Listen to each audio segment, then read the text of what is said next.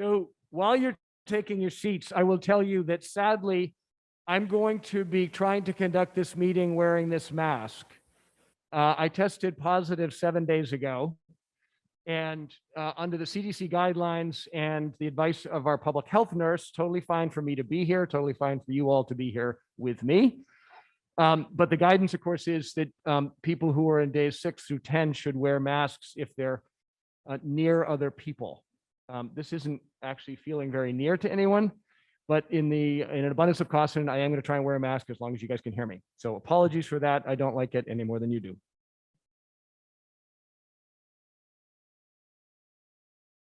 The tellers have informed me that a quorum is present, so the meeting will come to order.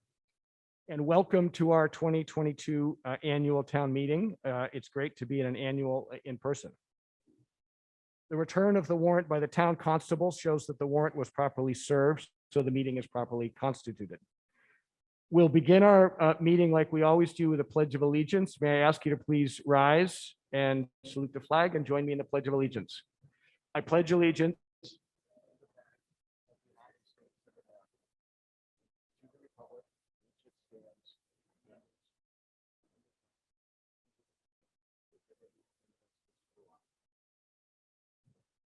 Thank you. Also, as we do before every annual meeting, we have a moment of silence for town citizens that serve the town in various volunteer or elected capacities who died during our previous calendar year. So I'm going to read their names at the end, and then I will read their names, and at the end we'll have a moment of silence, please.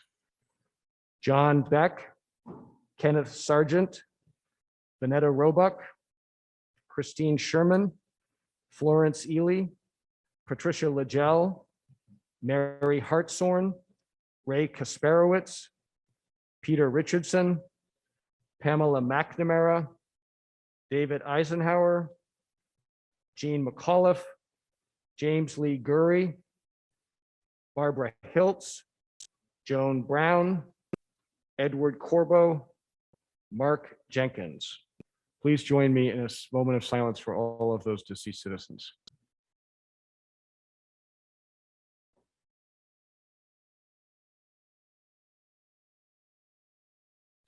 Thank you.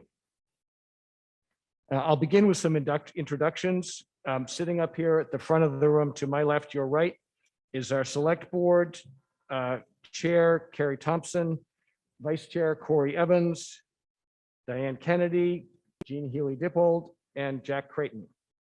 Our town manager, Chris Senior, our town council, Carolyn Murray, and then behind me is our advisory board, Rob Hillman, chair, Mary McGoldrick, vice chair, Gina Stino, Fran Collins, Meg Wheeler, Mike Barkley, Patrick Kennedy, Mark Maggie, and Adam Aman. Then to my right, your left, we have our interim town clerk, Kim Roy, and our assistant town clerk, Beth Anderson. Kim is an interim town clerk. She is not the elected town clerk. She's serving in the vacancy. With your consent, she is going to act as the town clerk for tonight's meeting. And then behind them, or actually behind the advisory board, we have tellers, Bette Baker, Skay Faulkner, Susan Hobson, and Michael Putzinger. Our guest policy is that registered people who are not registered voters are given name tags and have to sit in this designated non-voting section, unless you're an employee of the town, in which case you may sit in the front here with your fellow colleagues. Call your attention to a distinction between articles and motions. You should have two documents with you ideally this evening. One is the pre-printed town warrant, which you received by mail or which you picked up at the table as you came in. It's the bound volume stapled. The other is stapled in the top left, the town manager's proposed motions. These, in the proposed motions, the text of that document are the motions that we will begin action on under each article. So in the interest of time, we don't read the motions. You have them printed. I will ask for a motion in the form distributed to the meeting. I may say it more quickly than that. When somebody moves, what they're moving is the language that's in that document. So it's separate than the warrant. The warrant provides notice of what the subject matter to be acted on. The actual action we're taking is the language in the town manager's proposed motions. We will vote by a voice vote unless I'm uncertain on the account or unless 7 voters stand to question my count, which by the way is fine. If either of those occur, then we'll vote by hand ballot. The tellers here will take their stations. You will vote by holding up the purple piece of paper, so be sure you have that someplace. If you have to vote by hand ballot, you'll be holding that in the air. If you would like to speak on a motion, please move to the microphone to be recognized. Once recognized, begin by giving your name and your street address. Please keep debate concise and to the point. All debate must be courteous and respectful. Brevity is both courteous and effective. Sarcasm is never appropriate. Generally, it should not be necessary to revert to specific individuals by name. If you have to revert to prior remarks in order to make your comments make sense, please refer to the remarks, not the individual. Speakers were limited to 5 minutes unless arrangements have been made in advance. If at any point you have a question about the procedure or the conduct of the meeting, including a concern that I may have done something incorrectly, you should seek to be recognized. Let me know that you have a point of order and then state your question or concern. One procedural note, we have something called a motion for a previous question or moving the question. It brings an immediate vote on the pending motion. It requires 2/3 vote to pass. It may not be debated. So if somebody moves the question, we proceed immediately to a vote on that. I will only entertain a motion to move the question after both sides have had a fair opportunity to be heard. And if I've already recognized some speakers and they're standing in line to speak, we may hear from them first before we proceed to moving the question. I'm hopeful that we will finish our proceedings this evening. If it gets too late, we'll have to consider an adjournment. We certainly have a lot to do, but I'm hopeful we can cover it in one session. Any questions about procedure or otherwise before we jump into the business of the meeting? Great. We'll move to Article 1, citizens and employees for particular service to the town. May I have a motion in the form distributed to the meeting? Thank you. May I have a second? Thank you. I will recognize the chair of our select board, Ms. Carrie Thompson.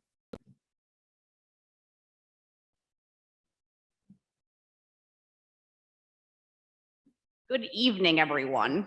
Thank you all for being here. It is my honor tonight to recognize the achievements to town government by both our citizens and employees. I want to begin with recognizing 2 gentlemen that have put countless years and decades and hours into serving this town. I would like to put them both on the spot by making them each come up here. We have a proclamation for them. Peter Pescatore, we would like to start with you. Please join us.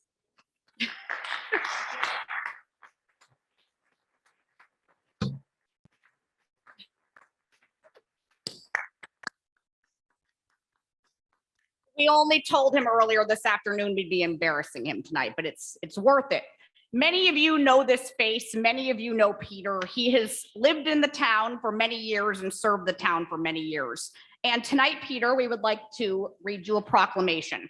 Whereas Peter Pescatore has selflessly served the town of Cohasset as a volunteer for 3 decades. Most recently as chair of the Open Space and Recreation Committee and member of the Advisory Committee.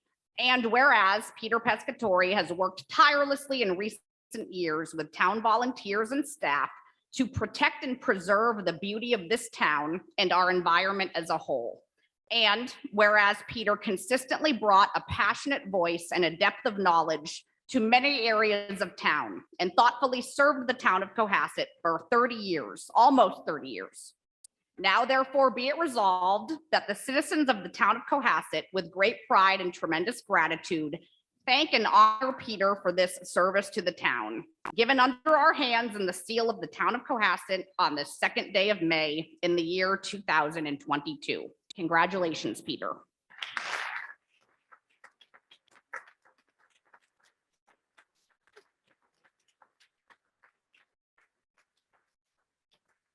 All right, another gentleman, Sam Wakeman, I would like to ask you to come up in front if you'd be willing. This is another familiar face to many of us. Yes, clap.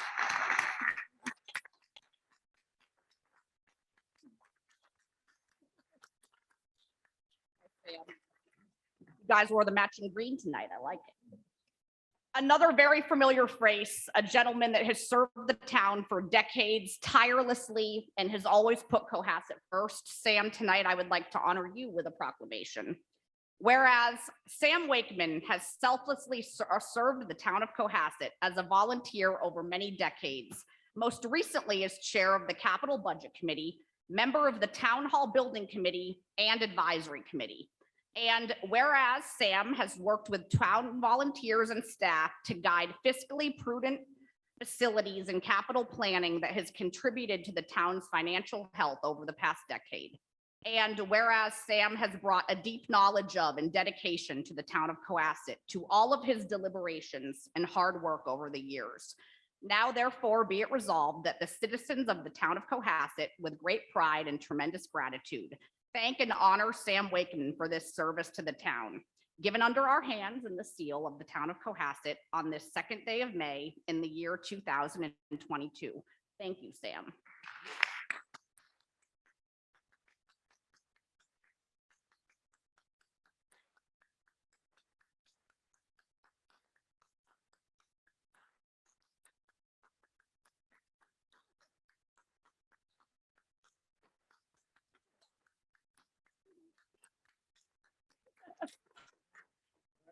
Thank you. Yes, you both are allowed to sit down. Okay, why don't, for the record, let's have a vote on the two proclamations. All those in favor, please signify by saying aye. Thank you. All right, moving on. I would like to take a minute to recognize employees for exceptional service to the town who have retired since our previous annual town meeting or intend to retire prior to June 30th. And want to make a note that the select board will be issuing formal proclamations to all of these retiring employees at a special employee recognition event in the fall. But we wanted to take the time tonight to briefly celebrate and congratulate these individuals on their retirement. First person, Julia DeWall, retiring as a teacher after 27 years of service. Julia recently retired from Osgood. She was a kindergarten teacher who is known for her kind, caring ways, and was especially known for her creativity and her ability to turn any activity into a complete celebration. Julia was a large contributing factor to the ever famous B-Bots computer programming for young children. Thank you, Julia.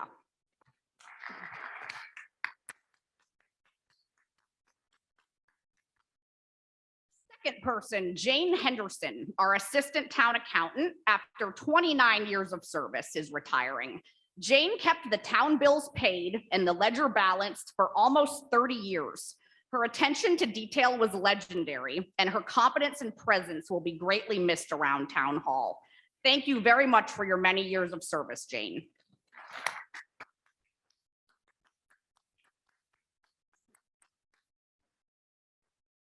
Linda Litchfield, Administrator of Revenue Collections, after 34 years of service, is retiring. Linda was a key member of the Treasurer Collector's Office for 3 decades. While paying taxes isn't always the most fun thing to do in Town Hall, Linda was always there greeting residents with a smile. She will be missed as she moves on to enjoy her retirement. Thank you, Linda.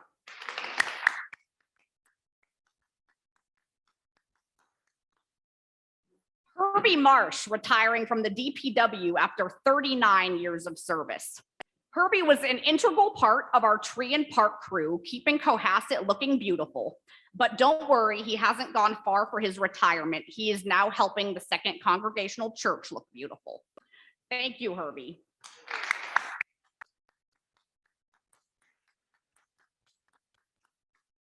Carol St. Pierre, our town clerk, after 24 years of service. I saw her somewhere. Carol worked for the town for 24 years.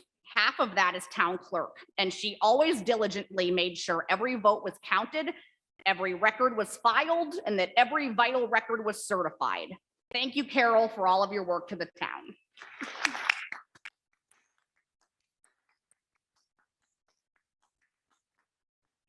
Carolyn Queenan, another teacher retiring after 18 years of service.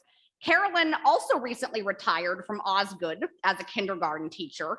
She was known for her fun and welcoming personality. And at any point, you can go to the high school and ask a group of seniors, and they will tell you of the fun times they remember in Mrs. Queenan's class, especially about her teddy bear named Cookie Dough, who welcomed them to school the first week of school. Thank you, Carolyn.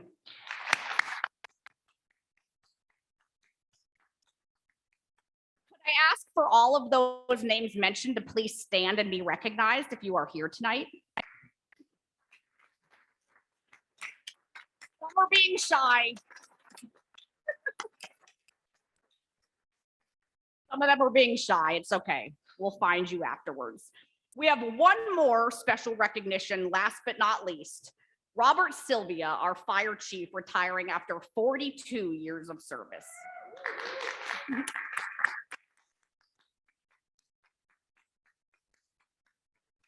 Where are you, Chief? I would like to ask you to come up in front of the room. Come on up.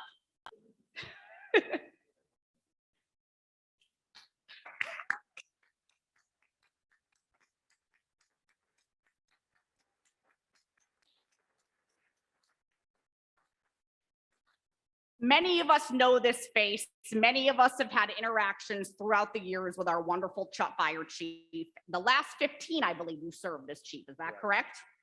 And Chief, we have to say that you have left an unforgettable legacy here in the town, and we are so grateful for all of your years of service. We would like to read a proclamation in your honor as well. Whereas Robert D. Silvia has worked for the town of Cohasset and the Cohasset Fire Department for over 42 years, the past 15 years as fire chief.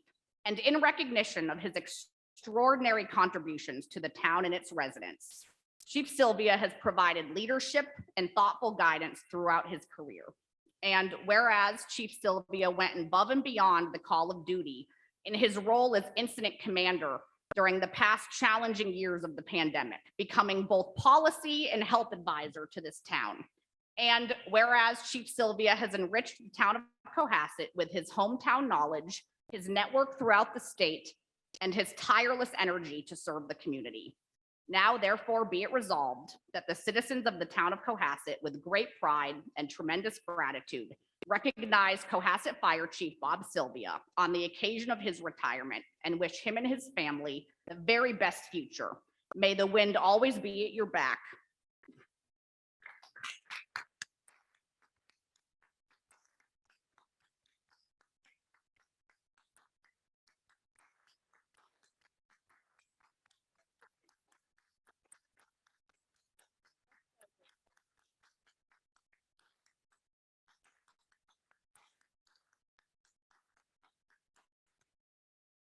And for the record, please, all those in favor of the proclamation, please signify by saying aye.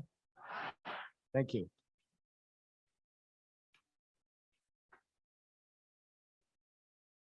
Article 2, annual town reports. May I have a motion in the form distributed to the meeting? Thank you. Is there a second?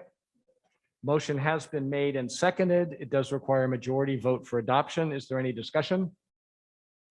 We'll proceed to a voice vote. All those in favor of the motion on Article 2, please signify by saying aye. All those opposed, please signify by saying nay. The motion is adopted unanimously. Article 3, reports of committees. I'll recognize the chair of our OPED committee, Mr. Tim Davis.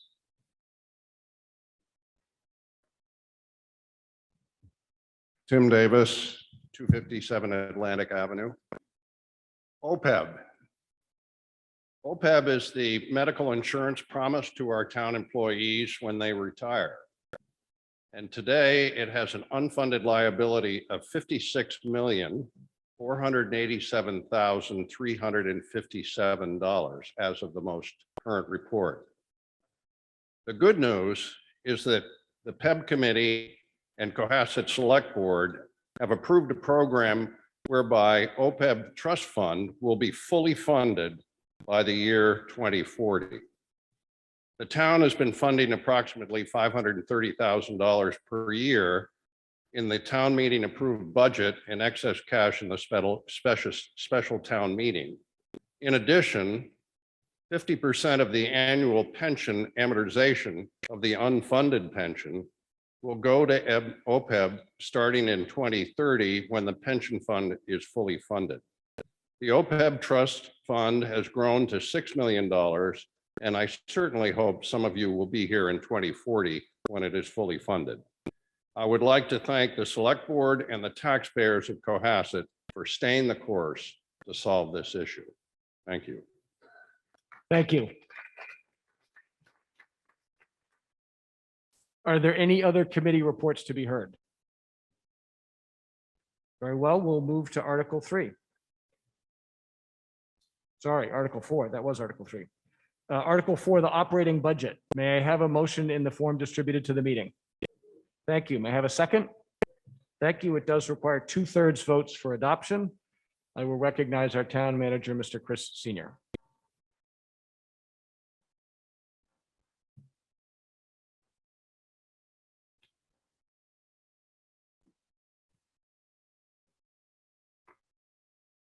Good evening, everybody. I promise to be short.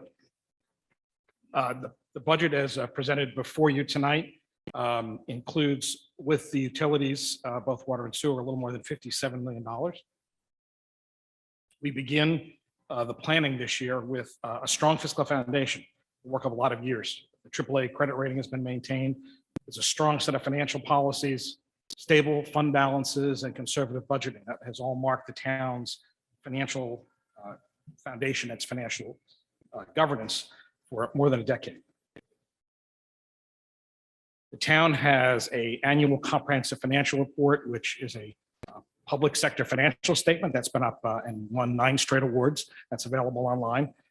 And for the last 3 years, we've won awards for the budget document, which is also up online. 200+ pages of everything you ever wanted to know about how the town spends money. There's narratives. Each department has a section you can talk about. It talks about what they do, where they do it, what their goals and objectives are. There's some charts and graphs. For example, you'll see the number of building permits has spiked in 2021, a post-pandemic bump.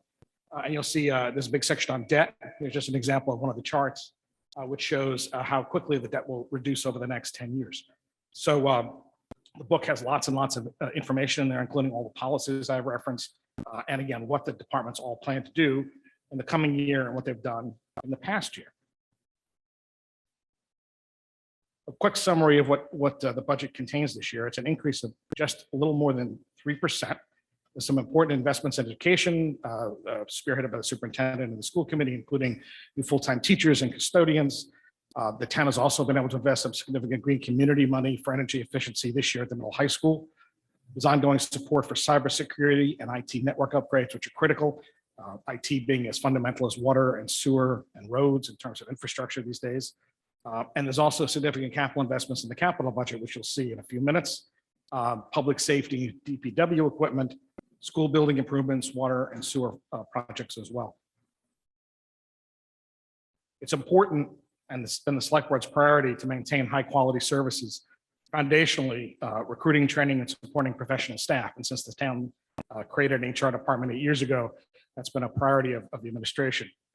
Providing training and resources for boards and committees is also something our new law firm is going to be providing very shortly. I know we're very excited to roll some of that out in person again, coming in the next couple of months. And there's a real focus on performance and partnerships within departments, between groups, and between our communities. We have a great partnership with Hull in a number of areas. We have a great partnership with Norwell on our natural resource officer.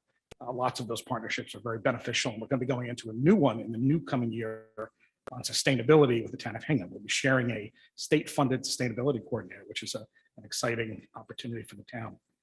There's also a lot of support in the next coming year for the community zoning bylaw study. That was a major priority of the select board and the zoning board and the planning board.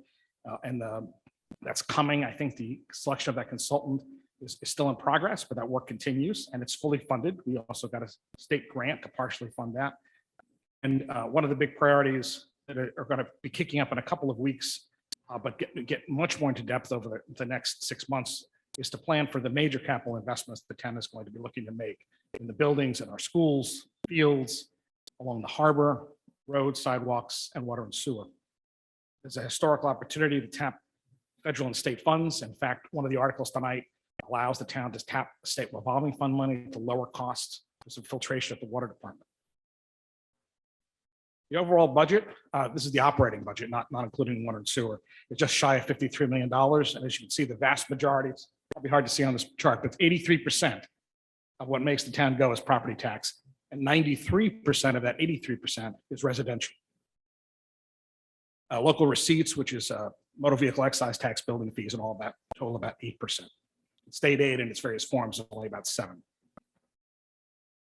Where it goes is primarily to the schools, the biggest single unit that the town supports, with shared budgets of about 26%, and that's split. That supports insurance, that's health insurance and medical insurance and other things of that sort, debt service. The town side of the operation is about 26%. That's everything from senior services, public safety, and to public works. And there's a little bit of money that goes off to like the Plymouth County Mosquito Fund. We have an MBTA assessment, things of that nature, and those are all in the budget. The focus in the budget is always on Cohasset. That's a picture of last fall's town meeting, by the way, the first time we got together again in person in 2 years. The goal of the budget is really to implement what all of you are looking for. That's what the select board prioritizes. That's what the advisory committee vets, the capital budget committee vets, the school committee, all of the boards and committees that make the town go.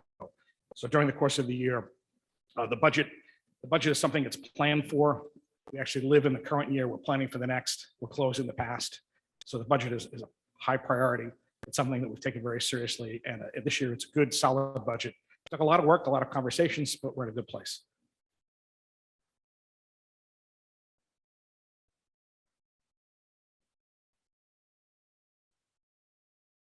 That's it. I said I would be short. That would, thank you. For the select board, I'll recognize Ms. Carrie Thompson.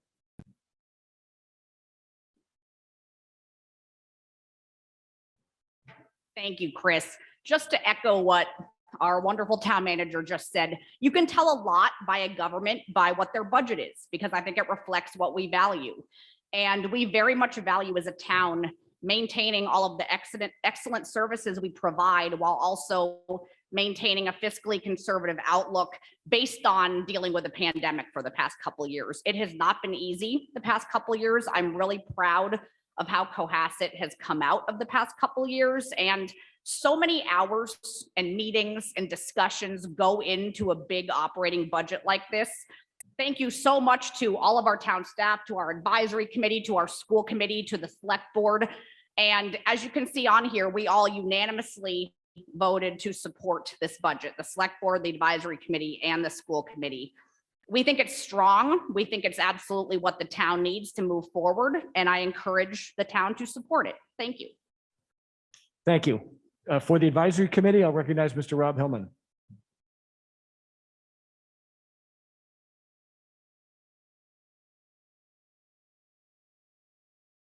The advisory committee is charged with reviewing all articles that come to town meeting and making recommendations for how town meeting ought to consider them, plus the title advisory committee. Obviously, while we review all articles, the budget article gets particular attention. Through this budget cycle, the advisory committee has conducted meetings bi-weekly since the beginning of the year, sometimes with other committees. We've had presentations from all town departments, the department heads, the chiefs, the director of finance came in, made what we regarded as very well prepared and professional presentations, were responsive to our questions and provided us with the data we requested. We found that the budget as it was finally produced is consistent with the select board's and the advisory committee's budget priorities, which were announced at the beginning of the cycle. It's a balanced budget, which it has to be. So that's not a particular surprise, but it does provide level services across departments and represents a collaboration by A tremendous number of people, the school committee, school administration, the various departments, and we had discussions with other committees that we'll be addressing as we go through the warrant. Accordingly, the advisory committee unanimously recommends that town meeting adopt the budget as it's presented. Thank you. And as mentioned, the school committee by vote of 4-0 voted to recommend the school's portion of the budget. Is there discussion? We'll proceed to a voice vote. The motion under Article 4, again, it does require 2/3 vote for adoption. All those in favor, please signify by saying aye. All those opposed, please signify by saying nay. The motion is adopted unanimously.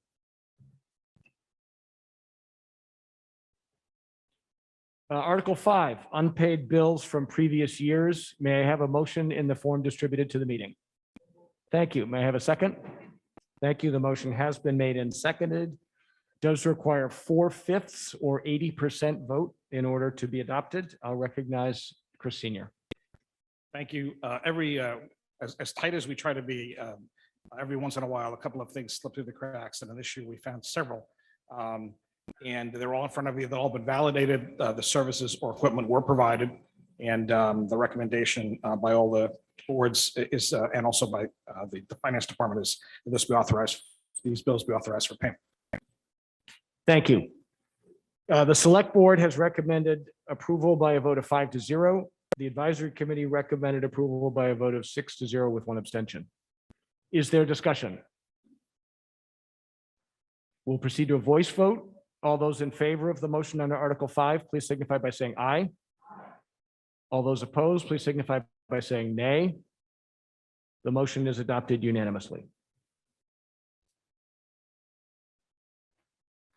Article 6, supplemental appropriations for fiscal 2022. May I have a motion in the form distributed to the meeting? Thank you. May I have a second? Thank you. The motion has been made and seconded, requires majority vote for adoption. I'll recognize Chris Senior. The state changed the requirements several years ago for how the pass-through money for cable gets distributed, and it requires a formal action by town. One of the pathways, and the one the town is using, requires action through town meeting. This represents the third quarter. The first 2 quarters were transferred at special in the fall. Unfortunately, the fourth quarter payment has not yet come in, so we're not going to be able to transfer that to the fall, but 143 has sufficient funding, as I understand it. So this is literally just a transfer of money that's been collected from Verizon and Comcast for cable services. Thank you. The select board has voted 4-0 with 1 abstention in favor of approval, and the advisory committee voted by a vote of 7-0 in favor of approval. Is there discussion?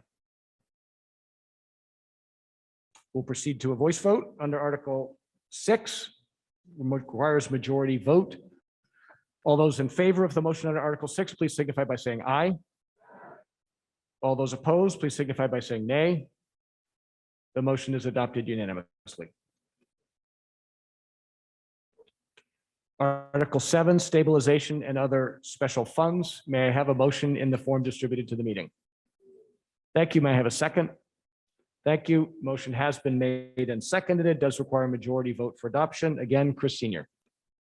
These contributions are made pursuant to some of the town's financial policies. The contributions will, for example, I will give you a quick summary. The general stabilization, which is not before you tonight, has a little more than $5.2 million in it. Capital at the start of tonight is 1.4. The contribution here will take it up over 3, and then there'll be request at Article 8, the next article, to spend some of that down. The sewer revenue is going to go into the sewer stabilization fund, capital fund, which will bring that balance up to $384,000, and the contribution from water will bring their fund up to $77,800. Thank you. The select board by a vote of 5-0 and the advisory committee by a vote of 7-0 have both recommended in favor. Is there discussion? We'll proceed to a voice vote under Article 7. Does require a majority. All those in favor of the motion on Article 7, please signify by saying aye. All those opposed, please signify by saying nay. The motion is adopted unanimously. Thank you. Article 8, Capital Improvements Budget. May I have a motion in the form distributed to the meeting? Thank you. May I have a second? Thank you. Motion has been made and seconded. It does require 2/3 vote for adoption. For the Capital Budget Committee, I believe Brian Host. Thank you. Good evening. To the extent that you're trying to follow along in the materials that were at the front desk, I'd suggest that you move from the warrant and over to the town manager's motions. What you'll see is that for Article 8, the section grows from 2 pages to 4. The important addition is how we're actually going to pay for all of this that you see on the first 2 pages. And I think that's an equally important point. I only want to focus you really on one item here this evening. And that is under the enterprise funds, the second item under water capital, you'll see an amount of $2.63 million. The purpose is to replace a number of water mains in various sections around town. And what you'll see when you flip 2 pages later to the appropriations for the water department, this is very importantly, there's a $2.63 million borrowing authorization, which you wouldn't have picked up just from the warrant itself. And that's why I've asked you to focus on the motions. So what is this? These are water main replacements that need to take place over the next several years. They're fiscal 24 and beyond in terms of the water department's plans. And the reason that we're seeking authorization this evening, not only for the projects, but for the authorization, is because by accelerating the authorization, these projects can be placed in front of the state this August for eligibility in their state revolving fund program. That program will give us substantially better financing terms than we can achieve in any other market by several percentage points. And the savings that can be achieved actually runs into the hundreds of thousands of dollars over the life of the financing. Okay, so from a financing perspective, this is attractive. The question is it prudent? Whenever we look at a financing authorization of borrowing, fundamentally, it triggers a multi-year financial review. It's very different than when we pay for things in cash. Here we've worked with the water commissioners, Don Pyatt, our chief financial officer, as well as the engineering department, going over a multi-year financial forecast for the water department. We've looked at various adverse scenarios, wet years, dry years, unexpected breakdowns in the system that require excess repair expenditures. Every scenario imaginable to ensure that the financial strength and flexibility exists to cover these bonds going forward, to make sure that they do not come back and become an obligation of the town. So in summary, I'm pleased to say that that work is done. And looking at the rest of the items, both on this page, this first page, which is the enterprise funds, as well as the much longer list on the next page, which are the general fund items. Every other item is being funded out of cash. So I'm pleased to say that, we are living, particularly with regards to the general fund, we are living very much within our means. We're not taking on any new debt obligations or multi-year lease obligations, and working very hard to get all the departments everything that they need to run their business day to day. That's it from my perspective, but I'd be happy to take any questions once others speak. Thank you. For the select board, I recognize Diane Kennedy.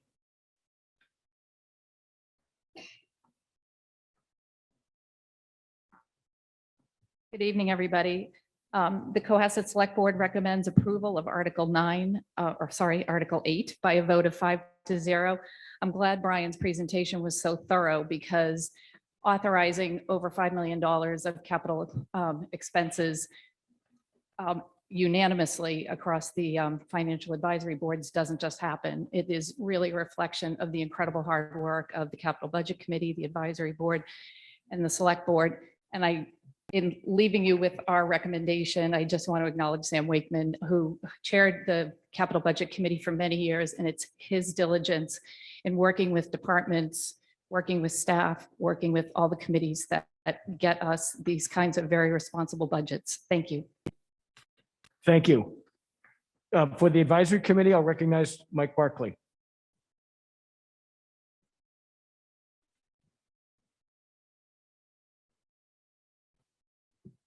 Good evening. On behalf of the advisory committee, The recommended capital budget that you see on page 10 under the general fund being presented this evening totals just over $2.1 million. This list of recommendations represents months of careful review by the Capital Budget Committee. In fact, since December, the committee has held over 12 public meetings to consider over $4 million of original requests from last fall from a variety of different departments. In addition, the members of the Capital Committee also spent countless hours meeting with the various departments to review the details of the requests. There were some difficult but well-vetted decisions to arrive at the list of needs presented to you this evening. Broadly speaking, the capital budget addresses two critical areas of investment. The first is recurring items that must be periodically replaced due to wear and tear. Examples of this would be police cruisers and protective equipment that equip our public safety employees and allow them to do their job at the highest level. The second is forward-looking investments like IT. As Chris mentioned in his presentation, there are a number of items in this year's budget that have been approved for IT.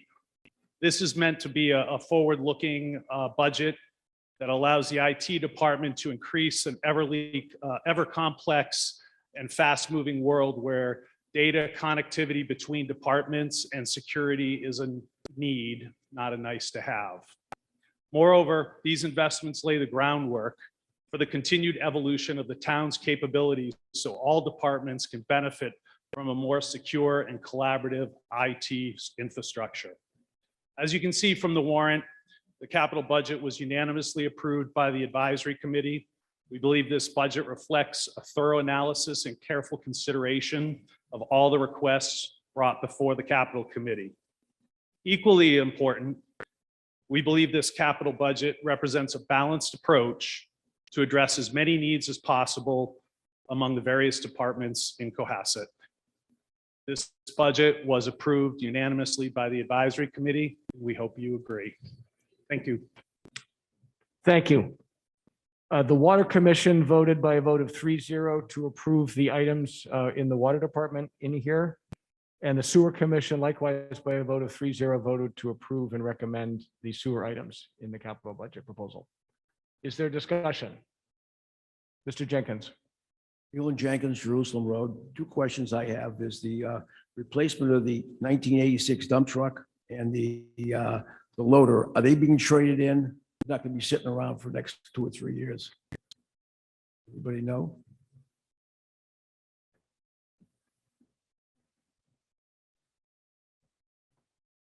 They will be disposed of.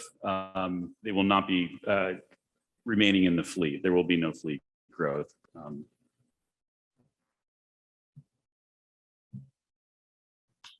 Thank you. Paul Sir. Kearse, 39 Old Coach Road. I'm also a board member of the Cohasset Elder Affairs. And I wanted you to take a look at Section B General Fund, item number 12. As you all know, a couple of years ago, we replaced vans that we've had for many, many years that were handed down from other areas of the South Shore. And we thank the Capital Budget Committee for working hard with us in getting those vans. We've had the van 2 is what we call it. That is a wheelchair van with a special wheelchair lift.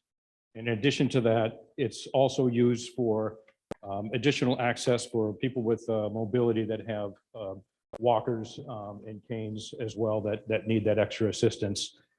And when we travel with these folks in these vehicles, we also need that extra space for the groceries that they want to get and the shopping that they need to do around town. So we've had this van on the capital budget for quite some time, as we do every year. And the wheelchair van is in need of replacement. What's on here now is that there happens to be a $66,000 placement for this to be contingent on a grant. So I wanted you to understand the grant process. At the end of April, the state has opened up a grant process which closes on June 24th for all towns in the state to apply for a grant for vehicles for the Department of Elder Affairs of their towns. So our director, Nancy LaFosse, has started that process of applying for that grant. And that grant process requires that a town pay 20% of the grant if the grant is awarded. The grant will not be decided until November or December of 2022. Once the state awards grants, then they estimate a process starting in June to where vans would be then procured through the towns. The question that we had for the board is, this 66,000 is going to be approved contingent on receiving a grant. The grant will not be announced for award until December. What is the plan if we do not get the grant? I would assume that the funds of the 66,000 stay until it gets repurposed in May of 2023's annual town meeting.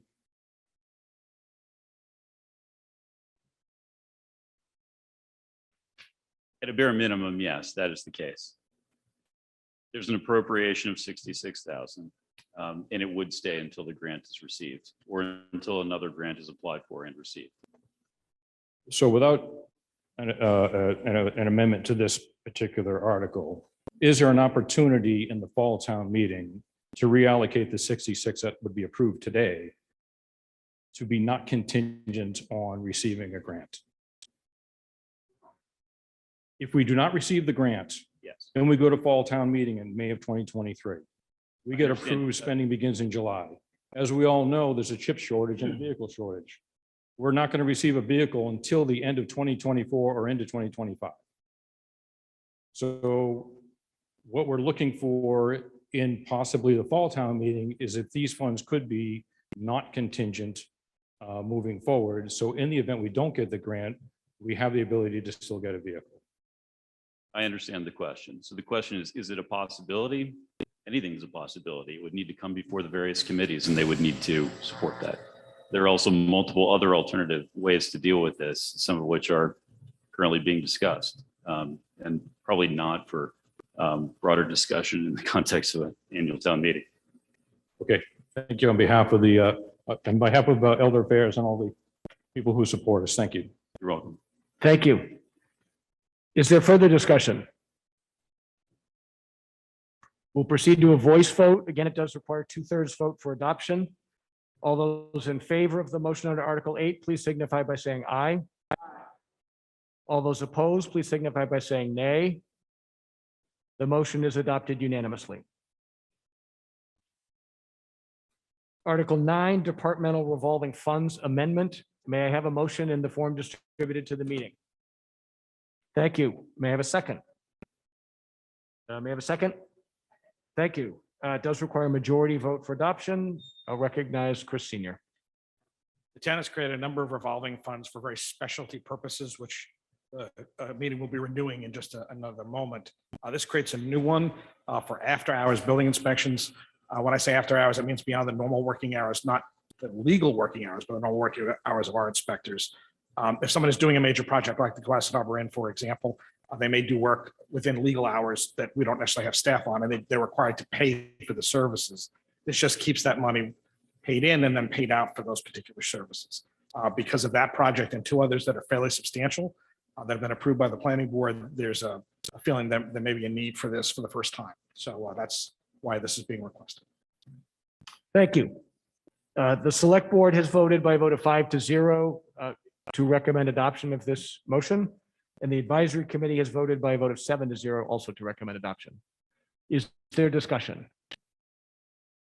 We'll proceed to a voice vote. The motion under Article 9, all those in favor, please signify by saying aye.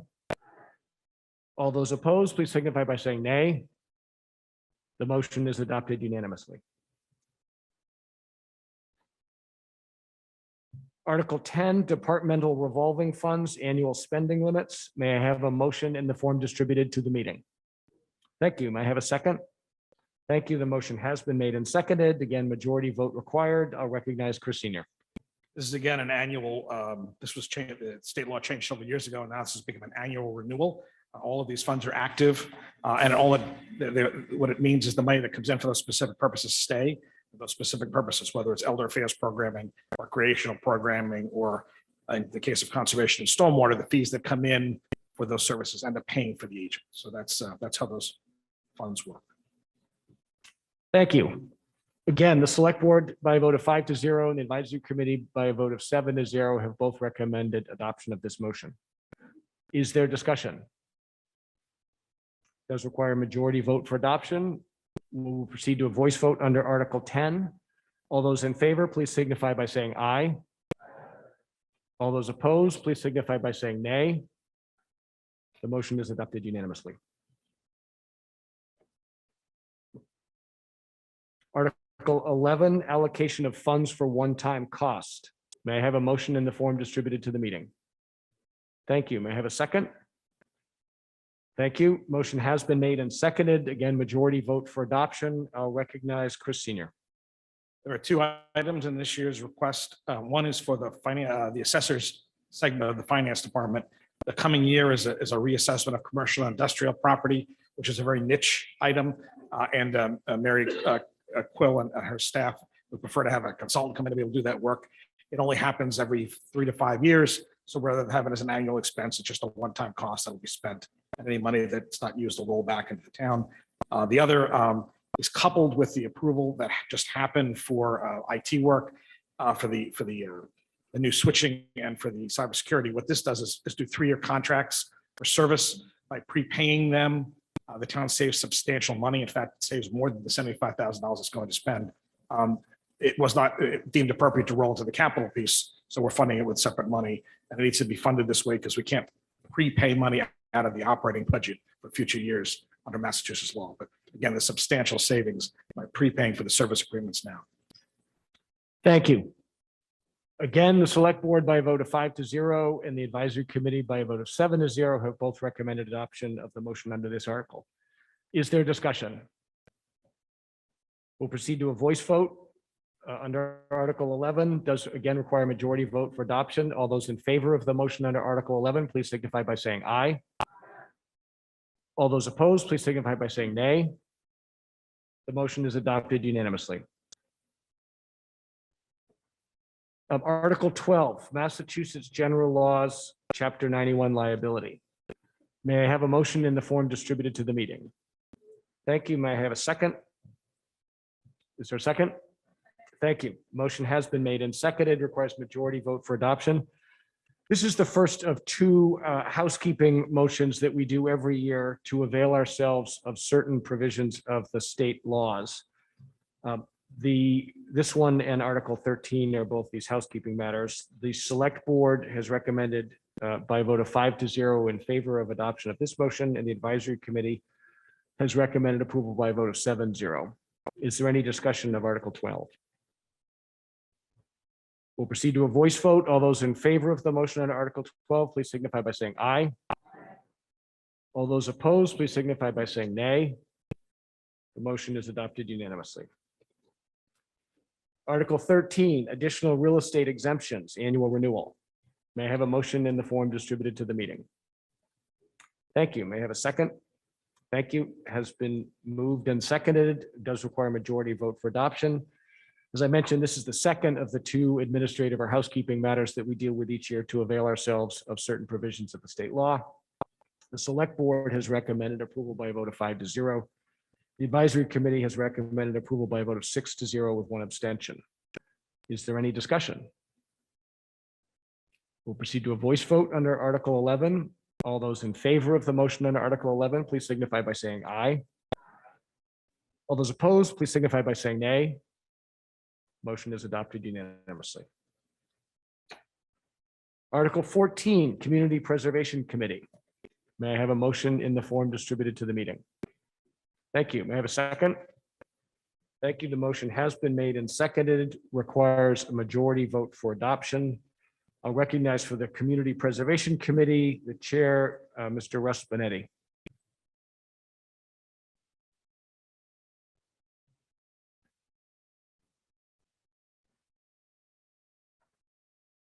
Good evening. Thanks for attending. You may want to refer to the town manager's proposed motions, as there is one item on that was not on the warrant that was mailed to you. And that was for repairs to the roof of the library for $105,000. Everything else is on the town warrant. This year, our income was around $775,000. The first 5 items that you'll see on this are statutory. So we have to do them whether they go through or not. That's setting aside, we have to set aside 10% of our income towards open space and recreation, historical and affordable housing. We can take 5% for administrative costs.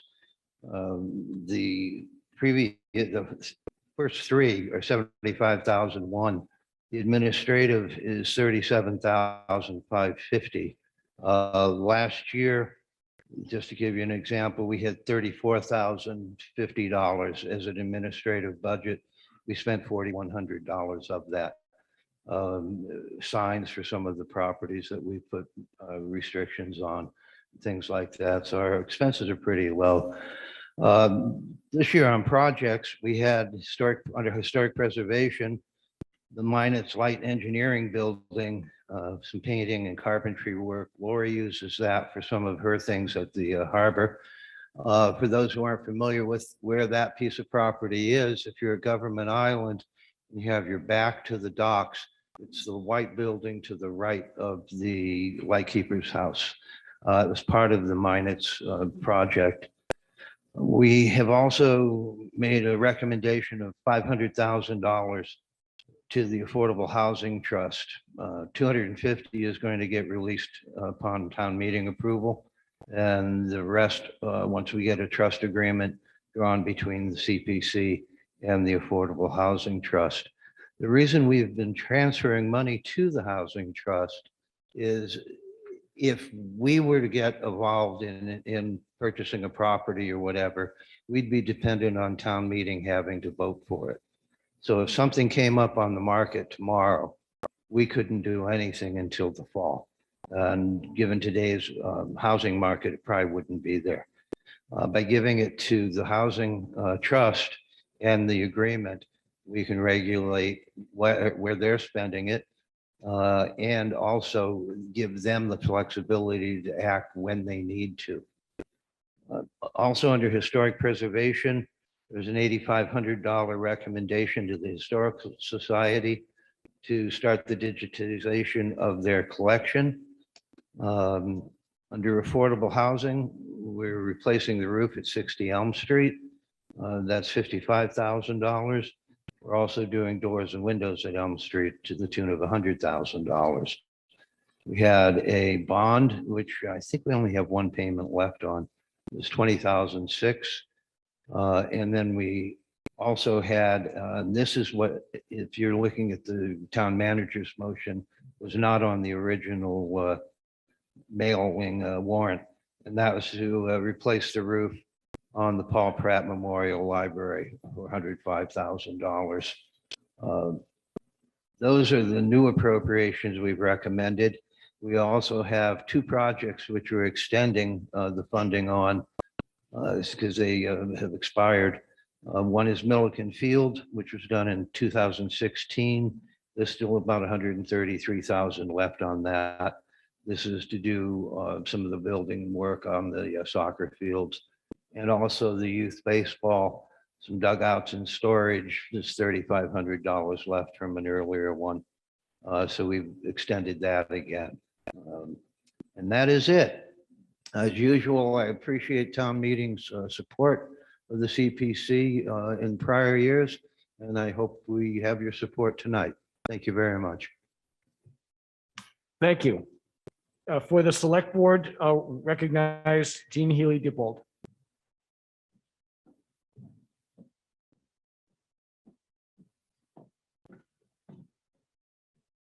Good evening.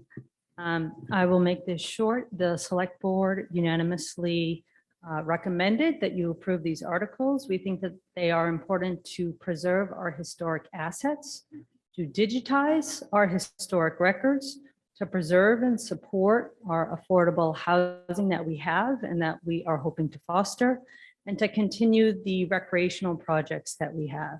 And so for these reasons, we recommend that town meeting support this. And I did also want to thank the hard work of the CPC and capital for working with us in funding these projects. Thank you. Thank you. And the advisory committee has recommended approval by a vote of 7-0. I see Mr. Jenkins. I'll recognize him. I have a question on the library. Sorry, roof. sorry. Even though I called you by name, please start with your name and then street address. Lee Jenkins, Jerusalem Road. My question is the library roof. That's a slate roof. Is this the final repair to it? Does anybody know? The roof that you can see from the ground is slate. The roof you can't see is a rubber membrane.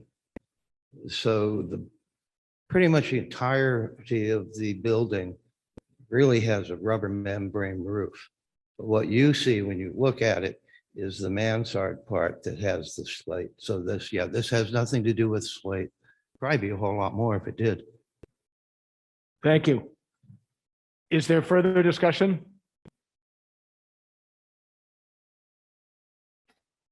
We'll proceed to a voice vote. Motion under Article 14 does require a majority vote for adoption. All those in favor of the motion under Article 14, please signify by saying aye. All those opposed, please signify by saying nay. The motion is adopted unanimously. Article 15, Town Hall Building Committee request for $200,000 to hire a CM at risk for Town Hall project. May I have a motion in the form distributed to the meeting? Thank you. May I have a second? Thank you. Motion has been made and seconded. It does require a majority vote for adoption. I think the Town Hall Building Committee, do you want to introduce this? Or does someone else want? Thank you.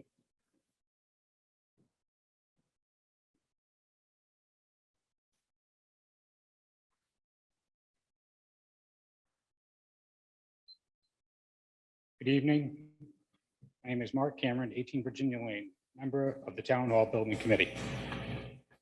Article 15 will allow the town and the Town Hall Building Committee to hire a construction manager to perform pre-construction services in helping the project move forward and best protect the town's interests.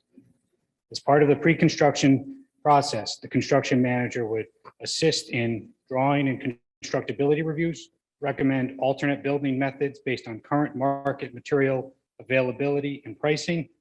These results can often pay for itself, and provide a construction cost estimate that will be included in the overall project budget. I work for a construction management firm in my professional career. This is a process that allows for a collaborative, open, and transparent process where we get to be involved in the process of bidding and the selection process. This is a common approach in today's construction market, and we think this is the right way to move forward for Cohasset. Thank you. For the Select Board, I'll recognize Corey Evans.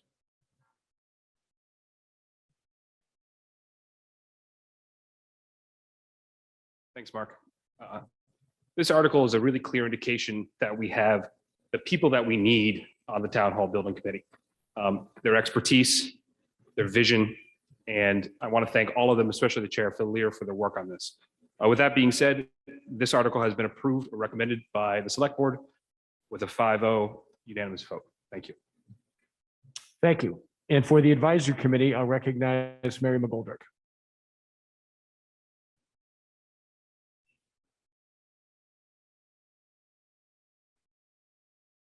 Good evening. The Advisory Committee voted 7-0 to recommend Article 15 to town meeting. These funds have previously been authorized and voted upon at special town meeting in December 2021. This vote will allow for the release of those funds for the retention of a construction manager at risk that Mark described. The committee fully supports the Town Hall Building Committee's decision to hire a CM at risk, as it will give the town the advantages that Mark described. What is paid at the onset of the process will more than be made up for once construction begins. The Advisory Committee is eager to have the Town Hall project move forward and believes hiring the CM at risk is a sound decision. Thank you. Thank you.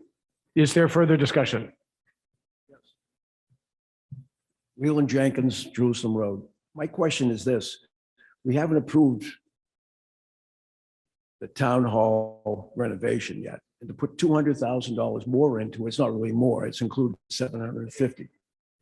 I don't think it's a wise idea to put another 200,000 out when it hasn't been approved by the town. My other question is, what's the current estimate for the town hall now? What is the approximate estimate? Is there someone who could respond to his question on the current estimate?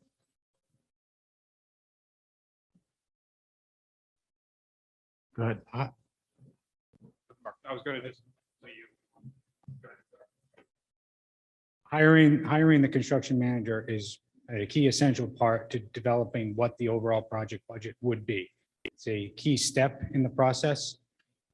Right now, we don't have a fine-tuned estimate based on, we have previous estimates, but current market changes have forced us to analyze it again. And that's part of the construction manager's pre-construction services, is to help give us that construction estimate. Thank you. Is there, sir? Moderator, Glenn Pratt, King Street. Could someone explain the words "at risk"? That seems unfortunate when you're spending money. So what does that mean? Why is that there?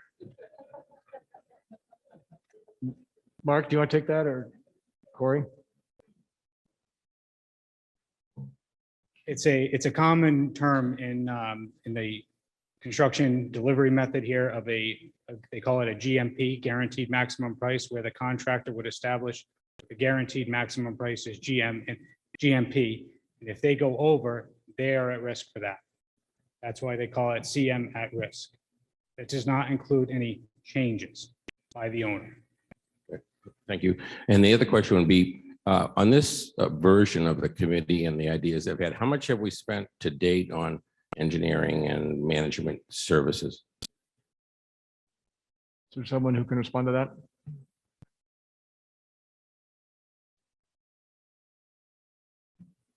I don't have that number in front of us. I'd have to check with the town and how much we've actually spent. I don't have an accurate figure to date. So we don't have a way to tell how much we're thinking about spending, and we don't know what we've already spent. Unfortunate. Thank you. Thank you. Is there further discussion? Yes. Virginia Brophy, 16 Beechwood Street, penny wise and pound foolish. These people put a lot of hours into studying the numbers. We just approved their budget that they've gone over carefully. They're requesting the professional expertise. $200,000 doesn't seem like an unreasonable amount of money for the project that they're working on. Thank you. Is there further discussion? We'll proceed to a voice vote on the motion under Article 15. It requires a majority vote for adoption. All those in favor of the motion under Article 15, please signify by saying aye. All those opposed, please signify by saying nay. The motion does pass by the requisite majority vote. Article 16, transfer of land to the Affordable Housing Trust. May I have a motion in the form distributed to the meeting? Thank you. May I have a second? Thank you. Does require 2/3 vote for adoption. I'll recognize for the Affordable Housing Trust, Mr. Steve Gomer.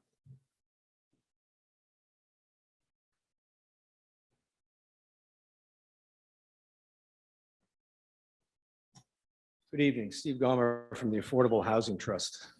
Before I go any further, I owe thanks to a number of people who've worked closely with us since the Housing Trust was brought back online about 2.5 years ago. And they include, but are not limited to, the selectmen and the advisory board sitting behind me. Lauren Lynn, who is our town planner and works tirelessly with us. Jen Oram, who has now left for another community. I hope we didn't chase her away. Ted Carr, David Pfeiffer, Tom Mead, Cindy Matheson, Rob Henry, and Select Board member Diane Kennedy, all of whom are members of the trust. And then separately, I would like to acknowledge the engine behind the efforts for developing affordable housing in the town of Cohasset, and that is the Affordable Housing Steering Committee chaired by Rob Jeffers, and Vice Chairman Paul Kears. With that said, a little background is in order, and I will make this brief. We have lots of wants in any community, and this one is no different. The wants are wide and they are intense, but there are very few things that we are commanded to have. And one of those is affordable housing, and we are commanded to have that by state law.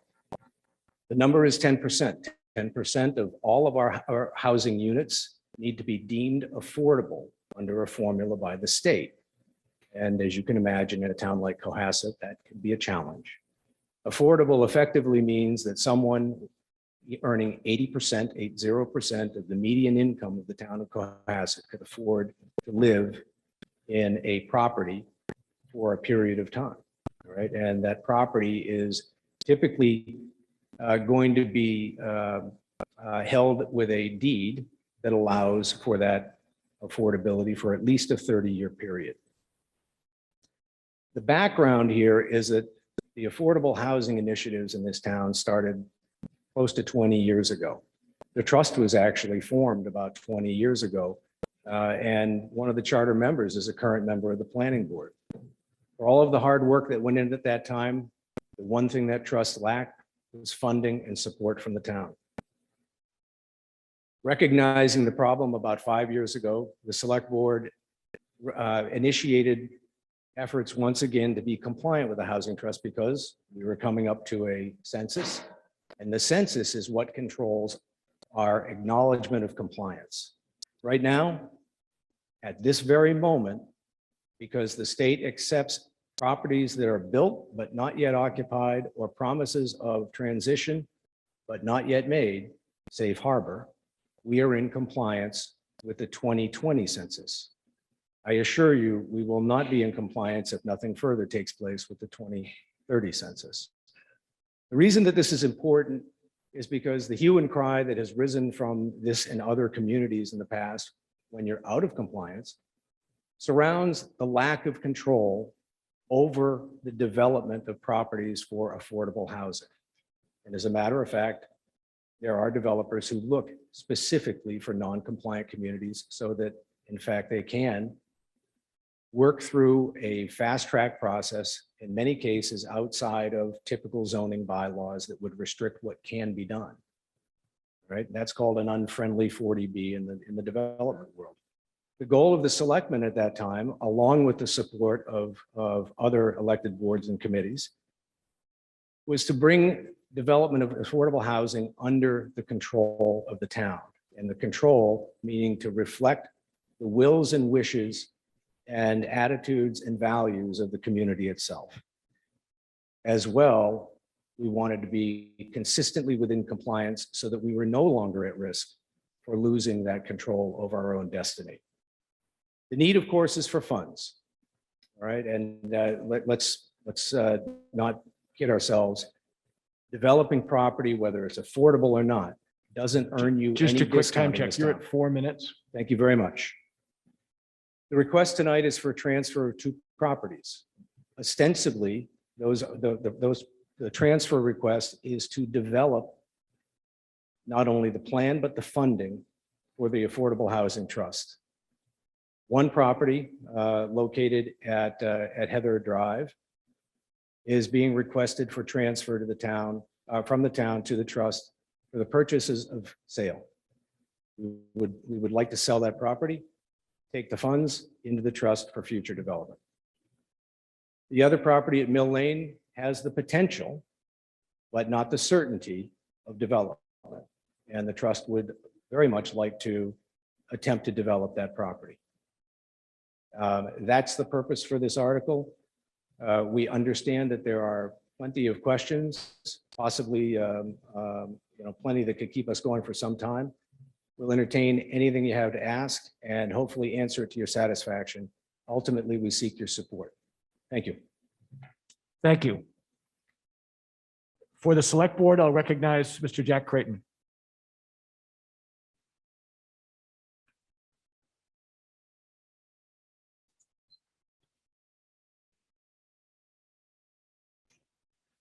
Yes, good evening, everyone.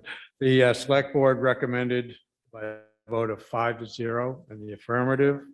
The advisory committee recommended by a vote of 7-0 and 1 abstention. I think one of the things Mr. Gomer kind of nicely summarized the issue that the town has been facing, which is basically the state will step in and remove our control of our zoning and planning from town control if we don't hit 10% affordable units. The only reason we're meeting it now is because we're allowed to use units that are in the pipeline. I think the select board felt very strongly this is a good way to do that. We know one of the parcels is slated to just be sold as a single family. The other one may or may not do that, but that would be developed, and that would be done under the control of the town, which is very important. So that's why we selected it. And I think if you have any questions, I can answer them, but I think we have the Affordable Housing Trust. And by the way, I had been on the Affordable Committee. It's a very difficult, and it's a very difficult problem. There's no easy answers, but I can assure you that if we do not solve this, that we will have outside parties coming into our town and instructing us on how to run our affairs. Thank you. Thank you. For the advisory committee, I'll recognize Fran Collins.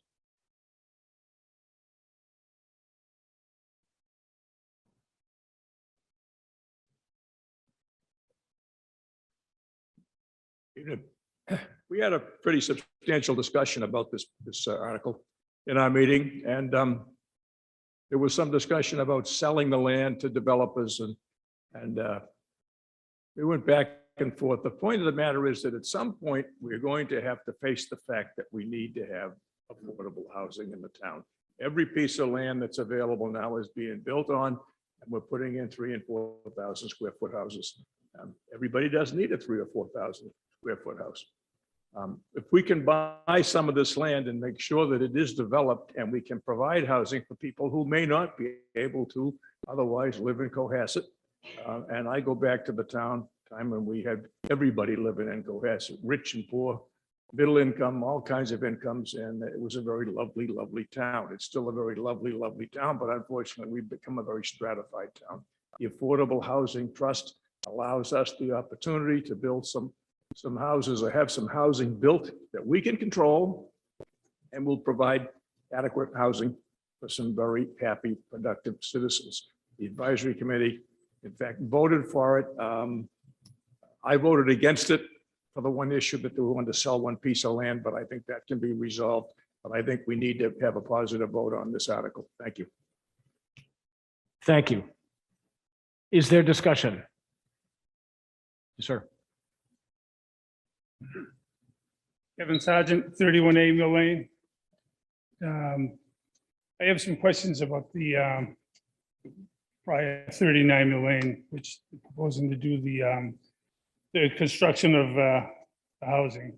And we're in the residential area B, and it says that area B, you need 35,000 square feet, minimum 35,000 square feet for a single family dwelling on a single lot, minimum, and a maximum of 30% coverage.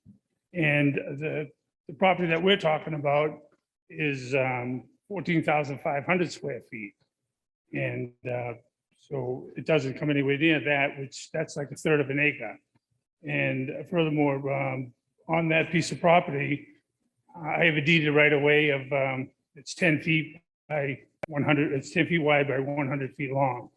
So, that's another, I don't know if you can use that when I have the deeded right of way, if you guys could use that, but it's still not meeting the recommendations of the zoning. So, it doesn't even meet the recommendations for, the downtown area, which is like 18,000 square feet. So I don't know how, we're going to be able to build a house. You guys are going to be able to build a house there with a septic system, my right of way in a driveway. This just doesn't seem like there's enough room there. And are we going to change the zoning? I have some other properties there that it just abuts it. It's bigger than that. And I have another piece at 35 Mill Lane that's 18,819 square feet, and I can't build a house on that. So that's my concerns, and it just doesn't seem to be big enough to do anything like that. So that's my concern, and my right of way is also my concern. So it's needed. I have the plan. I have the town map. I have it with me now.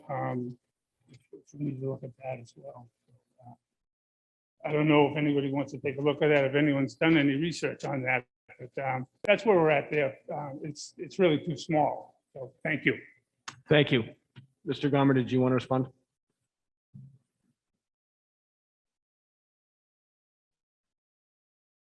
The previous speaker's point, yes, it's a non-conforming lot. There is no disagreement.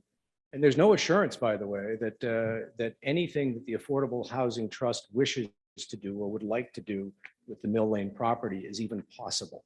No matter what, this simply would start a process to determine whether or not it would be possible. I hope that exhibits some assurance, but without transferring this property from the town to the Affordable Housing Trust, there can be no examination of it. At that examination, however, the process starts in exactly the same way that any other property development takes place. Starts with zoning, starts with the planning board. And if variances are required, it goes to the ZBA. And in each case, abutters are notified. Their input is requested.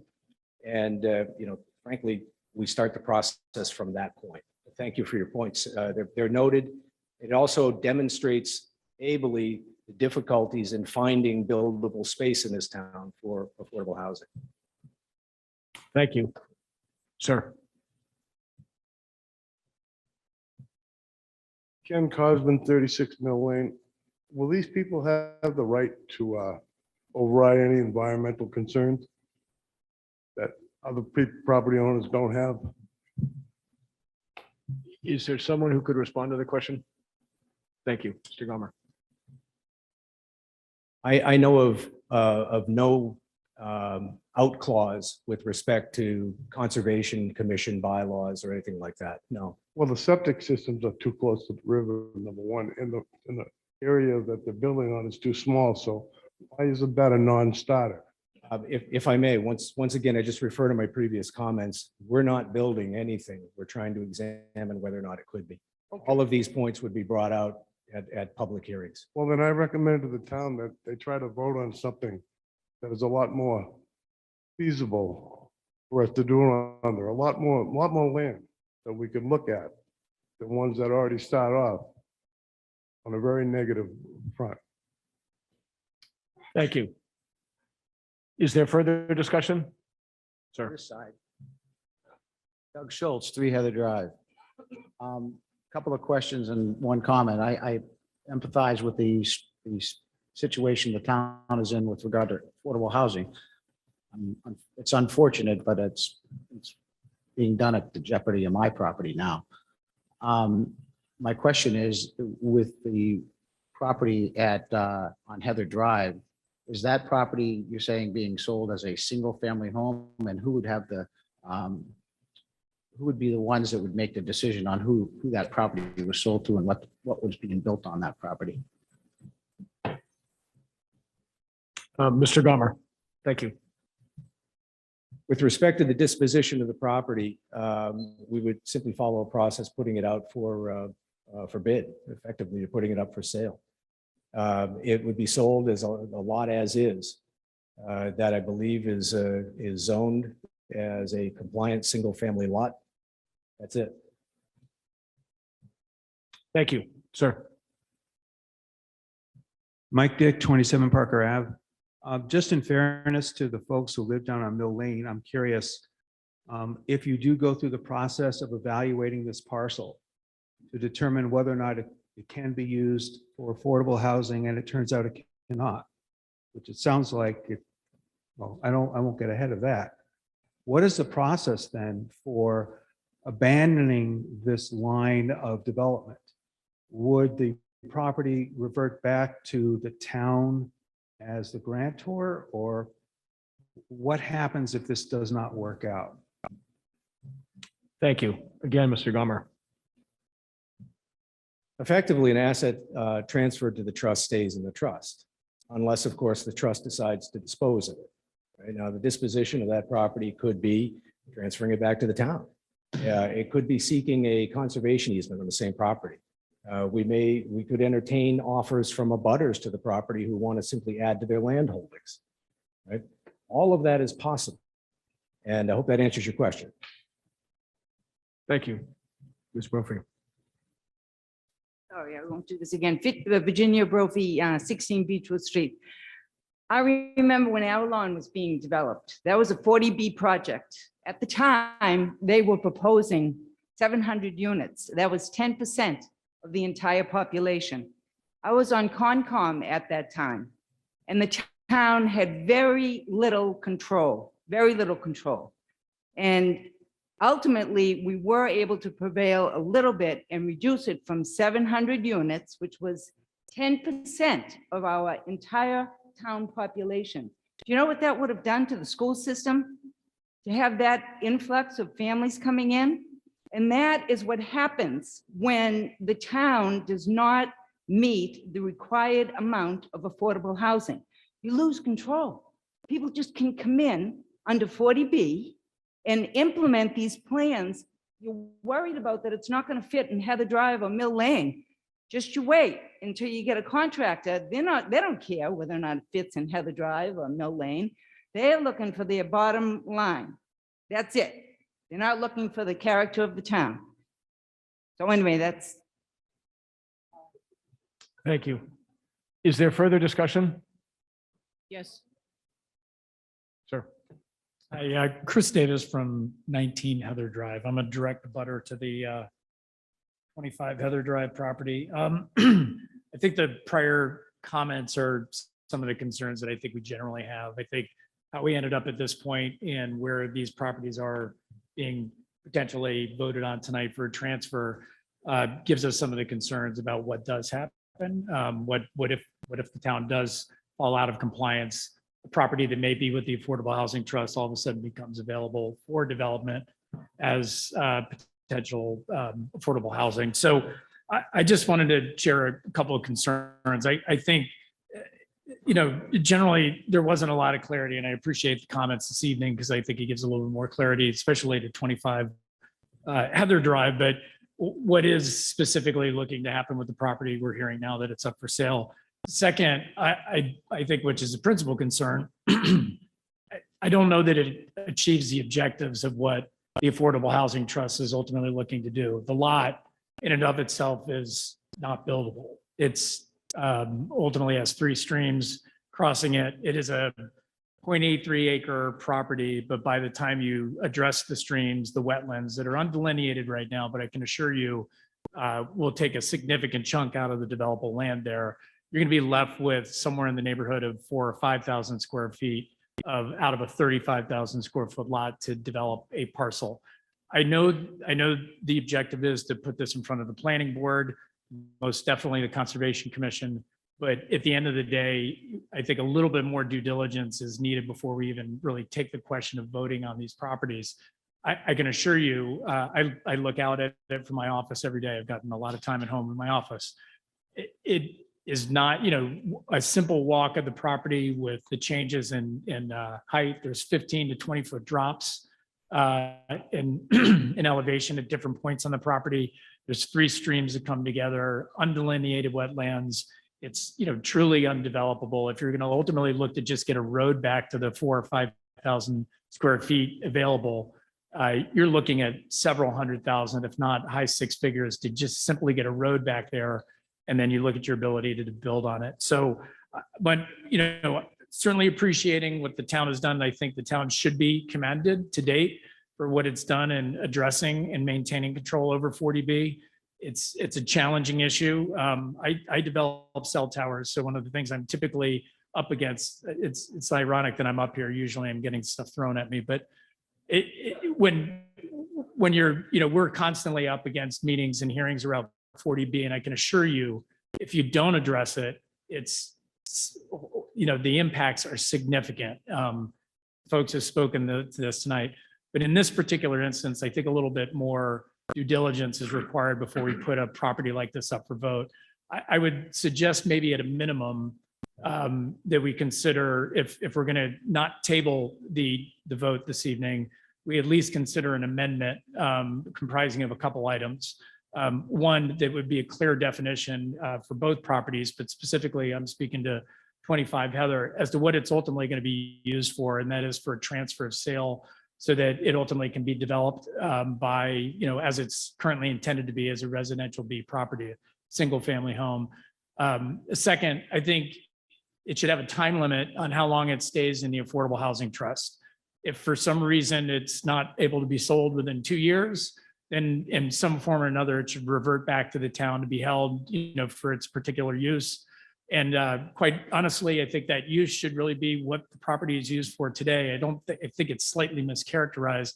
A third element to that, amendment would be if it's not developed in 2 years, it ultimately gets transferred back to the town and gifted as conservation land as it's currently used. This property has been taken back by the town through a tax taking or a tax agreement, largely because it was undevelopable back in 1991. So since then, it's been used as a passageway for people. Just from a quick Cedar time Acres. check. You're at 4 minutes. Perfect. To be done in a second. From Cedar Acres to Heather Drive to Wheelwright Park. It's also used by the Water Commission to provide drainage from the area. And, I think people will see when they go through this, that the impact of any future development of that land that was given back is going to have significant impacts on the ecosystem and the intended use for Water Commission. Thank you. Thank you. Mr. Schultz. Doug Schultz, 3 Heather Drive. I want to echo my neighbor's comments just a few minutes there ago. If anyone were to drive down Heather Drive, you would definitely see lots of houses on that road. There's houses in front, there's houses behind. And so I would definitely echo his comment that property is not developed right now because it wasn't developable in the first place. My in-laws bought that property brand new at 3 Heather Drive. We now own it as my wife's, received it from them. But that property was once one property. It was subdivided and it was created into several housing lots. That lot's not done, and the one just next to us is not done either for the same reasons, I believe, would be either it's not able to be developed or it's conservation land or wetlands. Thank you. Thank you. Sir. Hello, Kevin Henry, 99 Forest Ave, and I want to thank the Affordable Housing Trust for clear articulation of the problem. It's nice to come here and hear that. Something that disappointed me, however, is I think whether we're individuals as a community, we're all seeking options, right? We're trying to stack up options and pick that which is best. And I didn't feel that context was there. What are all the available options and how might this? Please one address slot? your remarks either to me or the meeting, not to anyone who's already spoken. Thank you. Apologize. That's all right, thanks. So optionality was one thing I felt I was hoping to get here, which I didn't. And then the second point was a clear plan for if and when such any sort of transfer were to take place, exactly what would happen. For one property, something may or may not happen. For the other, there's arguments on both sides for the extent to which this would help satisfy a requirement and the developability of that lot. So I was hoping to see something clear and crisp with respect to the plans that would occur in the event of a transfer. Thank you. Thank you. Actually, we got one speaker back there, and then I don't think there's a question there. So let's keep people. We got one person in the back of the room, and then you, sir. Rich Carroll, 32 Heather Drive in Cohasset. I can say I was a little bit actually surprised by reading about this in the warrant when I picked it up the other day. Certainly, there has been agenda items for this particular item to be discussed at various steering committees, but the property was never specifically identified. And that's important for the property to be identified so that there's people that dig in and pore over these things so they can communicate changes to the community. And I don't think that there was robust discussion on social media and other platforms for our neighborhoods to really understand and have the time to communicate our concerns about the changing, potential changes to the landscape of our neighborhood. And, that alone for me was quite disappointing, but to the others, Sorry, please do not look at any prior speakers. Look at me or look at the room, please. I'm sorry. So as I was saying, it was just disappointing that, I feel like as, almost in a butter that, this is a neighborhood that I plan on spending the next 20 to 30 years with my family on, and to just have it transferred like that in a drop of a dime without any kind of, let's call it, opportunity and time to really think about how it's going to be disposed, and any kind of guardrails that might sit around. I think earlier it was mentioned that we could do this or we could do that. Well, what you could or you may do might change as technology changes or as the landscape changes. So the gentleman's earlier point about putting guardrails or amendments around this article, I think would be extremely helpful if it were to pass. But the last bit around the buildability of the lot, I'm not sure if the steering committee had been out to the particular property in question, but we have families that walk through that area, daily, and it's almost submerged in wetlands. So to make a decision on moving the property into the trust, I'd just be curious about the level of due diligence that the committee did around whether or not it's a developable or buildable lot would also be helpful for us to understand. Thank you. Steve, you can only speak twice on a motion, so let's wait. I don't think there was a question there, so why don't you wait? I've got two more speakers here, and then you can have your final. Mr. Moderator, if I just, as a point of information, I want to clarify two So, things. wait, I asked you to wait. Wait till after these two speakers. Fair enough. Sir. Go ahead. Yes, you, sir. Rob Jeffers, 18 Spring Street, also the chairman of the Affordable Housing Steering Committee. So a couple of things, a couple issues that have been brought up. We did as a committee do some due diligence on all town-owned property. So what we did is we worked with the town to look at everything that the town owns, and then narrowed that down. There was obviously some properties that made no sense for building, that came right away, not buildable. There's no roads. It's completely in wetlands, at least on the maps and zoned. We did, look at some research that had been done on different, properties and narrowed it down to a handful. We presented those to the Affordable, Housing Steering, the Affordable Housing Trust. The Affordable Housing Trust to, as potential properties to either develop or sell. And I want to stress this, and it's kind of what, what's really important is, this is the reason we suggested to move it to the trust is so that there are some human beings who can actually work on this. Right now, you have property sitting there that people aren't really looking to see if it's developable or not developable.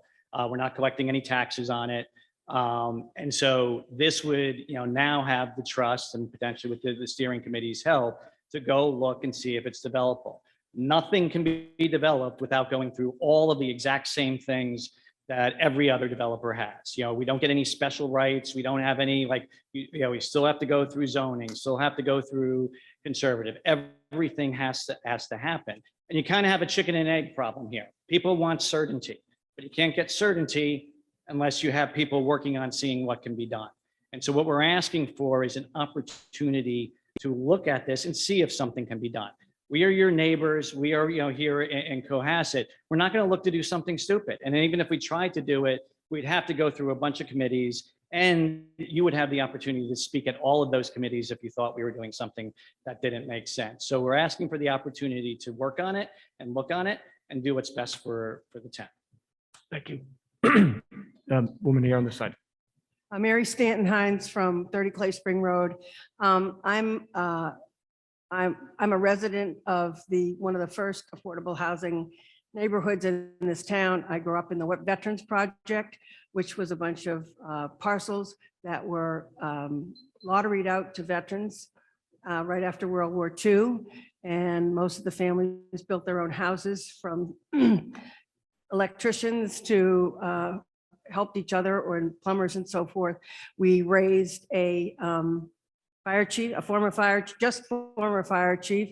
We had another fire chief live on the road. We have a former postman, former town employee. So our neighborhood, and also a lot of kids growing up together. It was a wonderful neighborhood. We just had a property in our neighborhood, our little affordable housing neighborhood, sell for over $1 million. So this is the reality of Cohasset for people. And the 40B issue is real.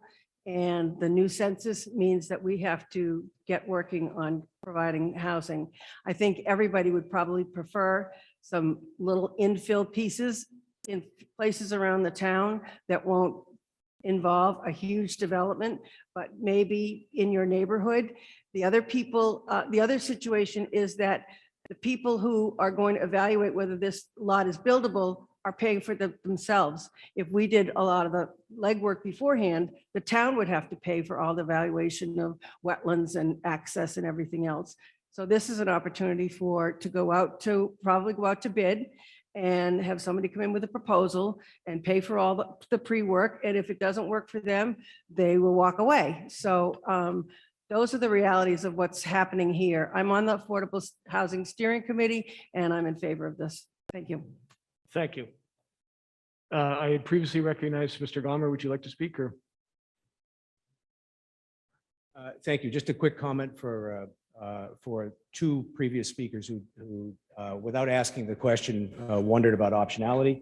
I think Mr. Jeffers answered some of that by pointing out that there was a fairly broad examination of town parcels. And additionally, I want to make certain that there is absolute clarity that what we're looking for in this article is the transfer of the parcels, and the goal of the trust is to sell one of them, Heather Drive. If that's not possible, much the same way I answered a prior question, the objective for the trust is not to be a landowner long-term. It's to generate funds for the trust to continue to develop affordable housing within the town under our control. So we're not looking to sit on a piece of property. If it's not valuable, then in all respects, we're going to look for the highest and best use of that land within the context of the community that it came from. Thank you, sir. And then you on the side. I think I saw him first. Sorry. Hey, good evening. David Pfeiffer, 207 South Main Street, and a member of the Affordable Housing Trust. I appreciate the passion behind this, and I hope we do have your support tonight. This is not the final step. It's not the first step. It's one of many along the way. And even if we do have to ask for a little bit of a leap of faith, these are big questions and these are big problems. The whole town can at least agree on that. So I hope we can move forward. And beyond that, I hope the energy and the enthusiasm we see here tonight will be carried over, joining us at Affordable Housing Trust meetings, steering committee meetings, select meetings. These are open meetings. We would love your participation. The more voices we have, the better shot we have at solving these problems. Thank you.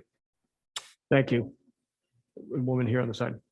Hi, yes, Lynn Monaco, 1 Cedar Acres Lane. And I know it's referred to as the Heather Drive project, but it also affects Cedar Acres Lane and Cedar Acres Drive, which is the next street over. And that's the neighborhood that I live in. And there's probably about 15 single family homes, and it's a cul-de-sac, lots of young kids, riding their bikes around. And I want to say that the first time that I think most of my neighbors and myself heard about this was yesterday afternoon, I think through Facebook. So this has all come as quite a surprise. So I know very little about what's going on. But when I learned about it, the area that that you guys are talking about is right now, it's a little path that's used to go between the two neighborhoods and into the woods. And it's a, what is it? It's a drainage easeway, I've been told. So it's just a culvert, but it's a very narrow strip. And as I understand it, they'd be coming 7 to 15 feet into my driveway, or what I thought was my driveway. and through this narrow path. So it's a very narrow area. And just trying to visualize, multi-unit structures in there. We were talking about the character of the town, but the character of this neighborhood would also change dramatically, I guess I would say. And it would just feel like it would be squeezed in right up against my yard, my front yard, and my neighbor's side yard. And it just doesn't feel like a very logical place to put something of multi-units. And I would encourage anyone to please come and take a look. I'm at number 1, Cedar Acres Lane, and you can see the little path right there. So I would just ask that, more thought be put into other properties that might be better, have more space for them. And, I understand the issue with affordable housing, and the town does want to have the control, and I agree. But I just think there are other properties that could fit in better with where they're going to be situated. Thank you. Thank you. Is there further discussion? I see several folks. Mr. Pratt. Glenn Pratt, King Street. It seems like there's a big misunderstanding here. We've heard that the Affordable Trust was established almost 20 years ago. And it's only been in the last few years that we have been funding it so that they can fulfill their mission of facilitating opportunities to provide low-income housing, or whatever the term is. So I see this article as an opportunity. What we're trying to do is another source of funding that could potentially go into the housing trust.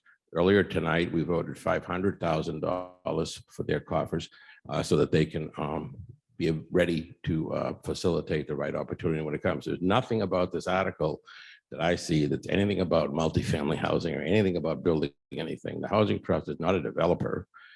It's an agency of the town, which we set up in good faith 20 years ago. So I think we're not looking at doing anything except giving an opportunity to the trust to add more cash to their coffers. Thank you. I had seen Mr. Callahan, and then gentleman over here. I'm Callahan, 35 Hillside Drive, member of the planning board and member of the Affordable Housing Trust 20 years ago that Steve was referring to.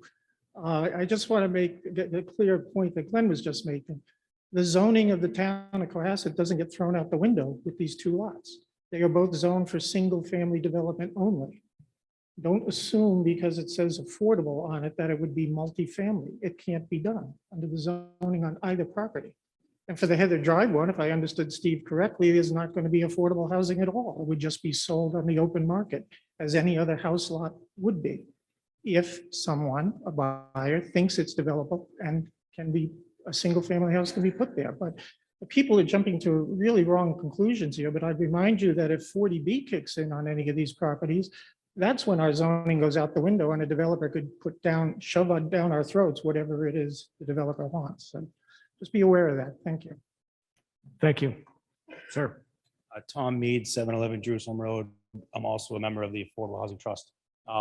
The point I wanted to make was just made by the previous two speakers, which is the article tonight is only to transfer these properties from the town rolls to the Affordable Housing Trust. At that point, like others have said, our real work can begin as to exactly what the highest and best use for these properties is. Our initial analysis says sell Heather Drive, sell it as is, where is, and let a developer decide whether or not he can jam a single family home in there based on some of the other stuff we see going on around town. It seems like, high likelihood of success to put a single family home on that particular lot. But as the Affordable Housing Trust, what we're going to do is we're going to put that on the developer. We're going to put that on whoever would purchase the property to go out, like somebody said, will on their nickel, do the heavy work of, is this developable? With respect to Mill Lane, same thing. We've had initial discussions. We see the other vacant parcels around and had that exact same discussion mentioned by other speakers. would we acquire additional lots to create a full buildable lot? Do we sell it to a neighbor as open space to add to their lot with respect to title? Anything that's, of record now would always be of record as far as a driveway or easements or things like that. When it comes to septic and all the rest, again, it's been said, but I want to reiterate, the only article here is to transfer these properties and then the work would begin to figure out what could be done on them. Thank you. Thank you. Call the question.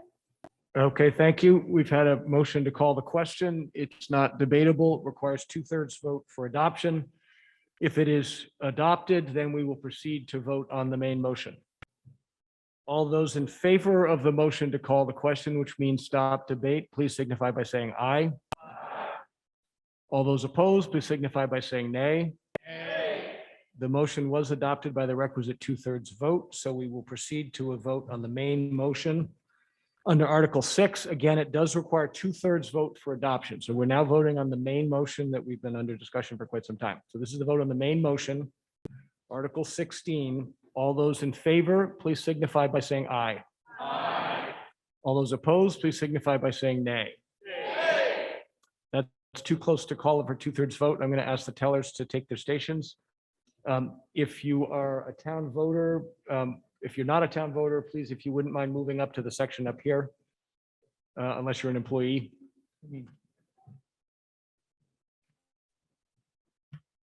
Tellers, could you guys please take your stations?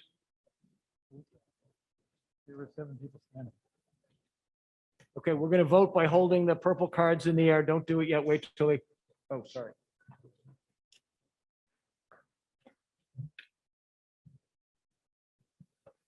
You know what? I don't seem to have extra ones.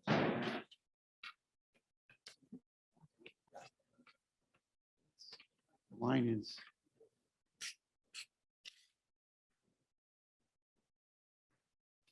That's the catch.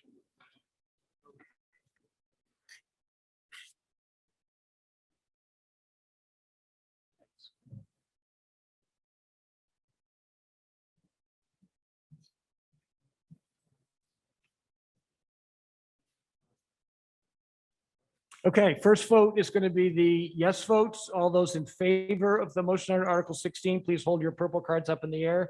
Please keep them high so the tellers can get all the way through their count. Keep them up. I'll let you know when to take them down, but keep them up just in case you don't get counted if you take them down too soon. And they're going to go all the way up. They're going to get to the bleachers. They're going to get the tables up in the front of the room.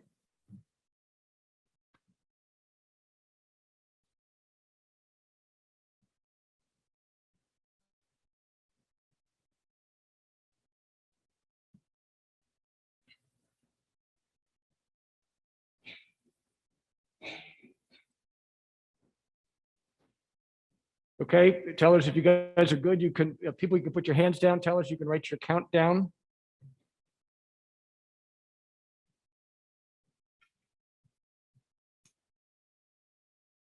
Okay, now all the nay votes. No votes, please hold your purple cards up in the air for me, please.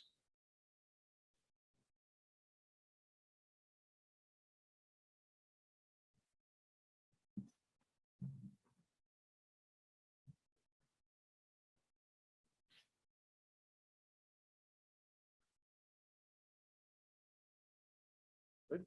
Thank you very much.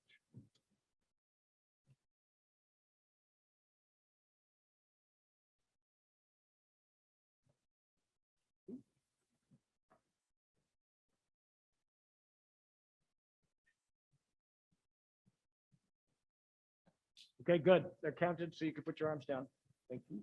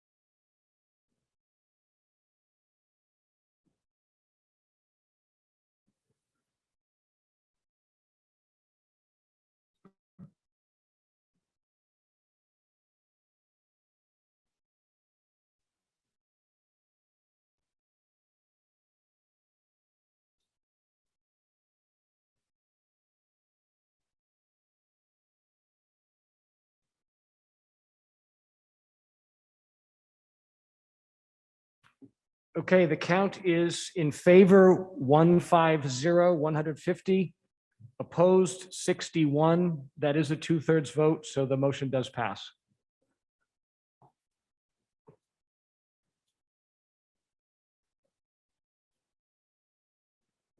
Okay, we'll proceed to Article 17, the Water Department GAC filter SRF authorization. May I have a motion in the form distributed to the meeting? Thank you. May I have a second? Thank you. The motion has been made and seconded. It does require 2/3 vote for adoption. For the Water Commission, I'll recognize Ms. Leonora Jenkins.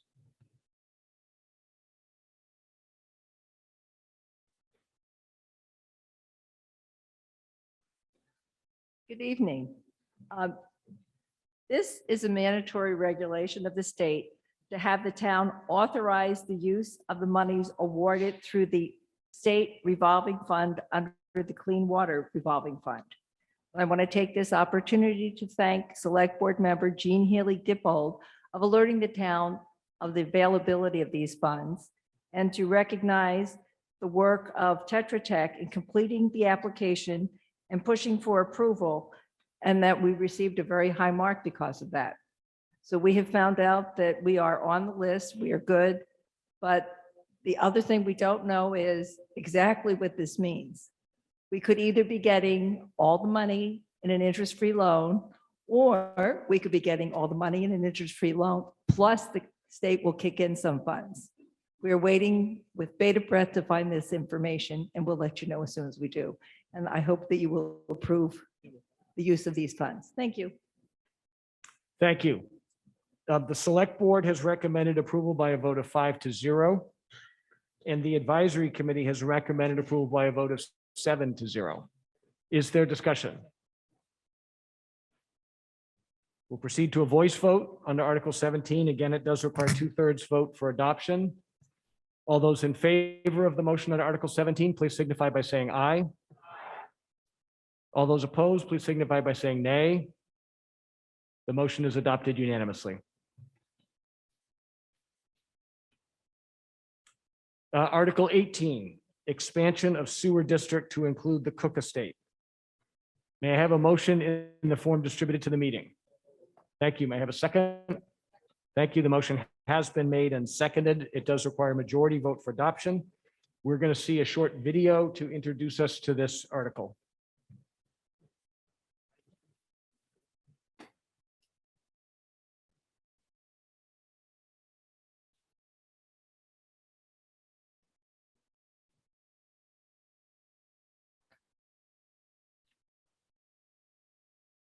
Hi, my name is Pam Fahey, and I'm the Health Director here for the town of Cohasset, and I'm here to talk to you today about the Cook Estate.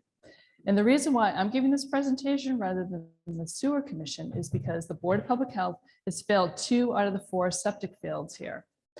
As a result, there's contaminated groundwater that's an ongoing release and is a risk to public health. And the only solution to this risk to public health is to connect to sewer. Right now, the septic system is failing. And because there are no alternative locations on the property to relocate leaching fields due to the poor soil quality, the only permanent solution for wastewater treatment is to connect to public sewer. So this is how a system works. Pre-treated wastewater is discharged through piping into a leaching field. Wastewater slowly filters through the soil, and typically there's about 4 feet of soil. And the soil itself tends to be somewhat sandy. So this soil accepts, treats, and disperses wastewater as it percolates through the soil, ultimately discharging to groundwater. And by the time it goes through about this 4 feet of sandy material, it's virtually clean.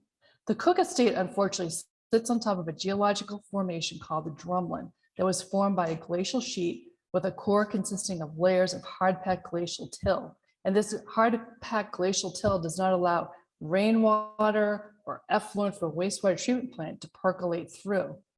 Drumlins typically have perched water lenses that sit on top of these glacial till layers. So unfortunately, the effluent from the Cook system is not able to percolate through the soil and get clean before it discharges into wastewater. These are some examples of a failing septic system.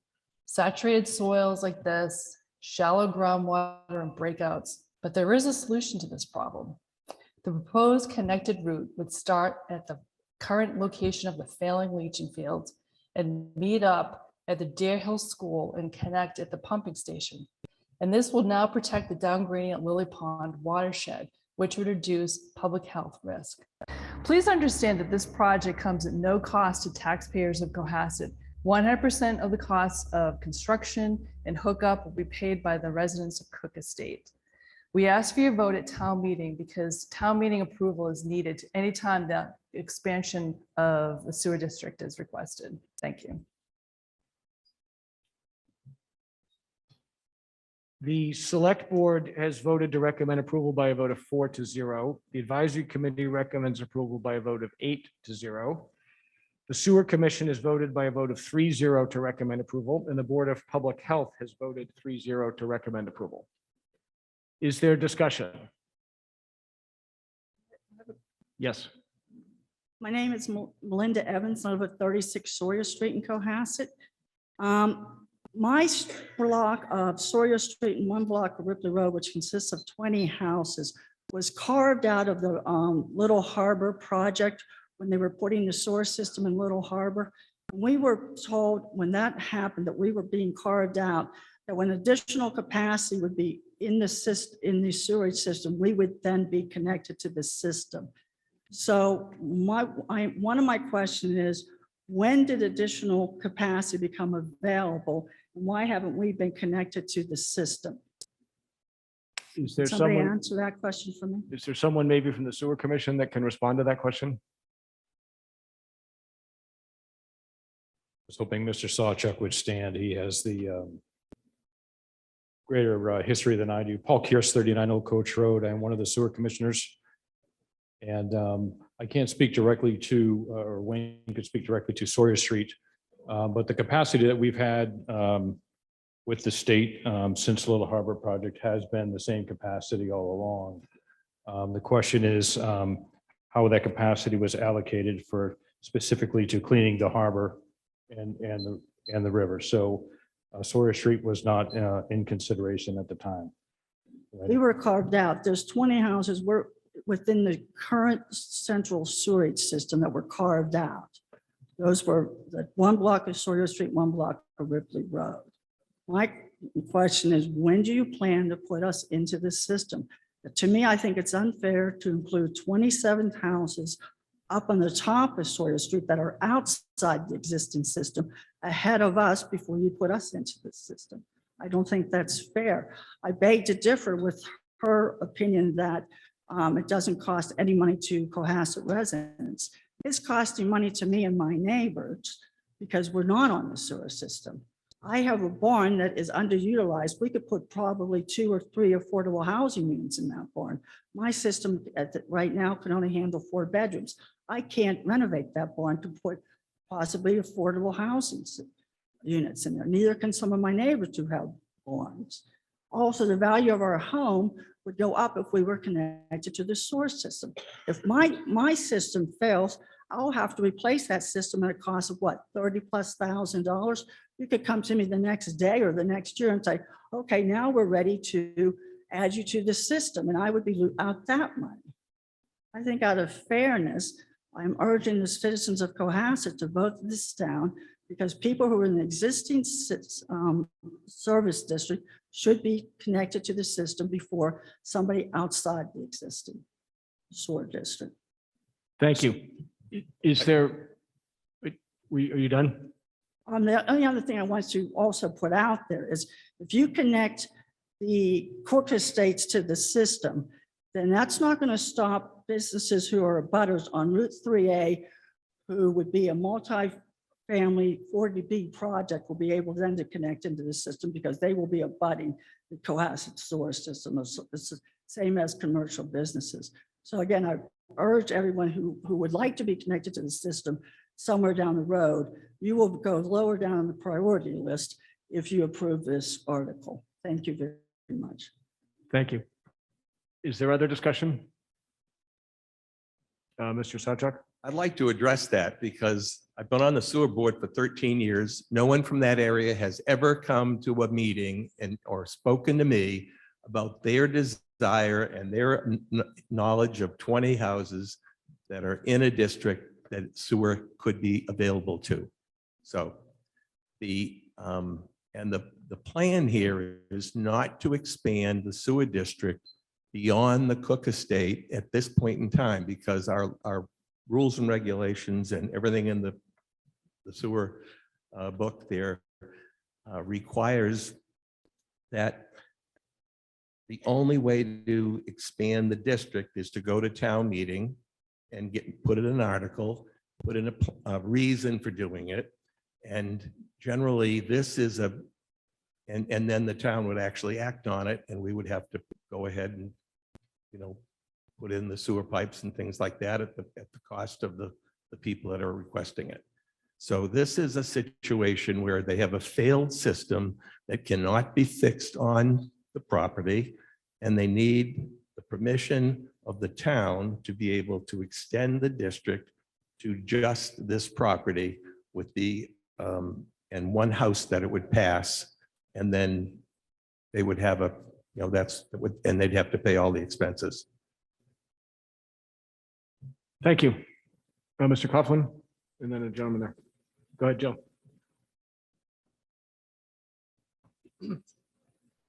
Joe Coggins, 57 Elm Street. If the sewer commission could just answer just a couple of questions, it'd be great. I noticed in the article, it mentioned the Cook Estates and one abutting property. What is that one abutting property, number one?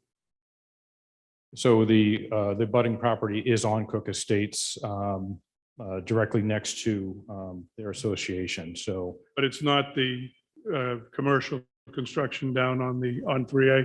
no, so when the property was there, when the Cook Estates was established, there was already a house on that property. And that property was under different ownership than the Cook Estates themselves.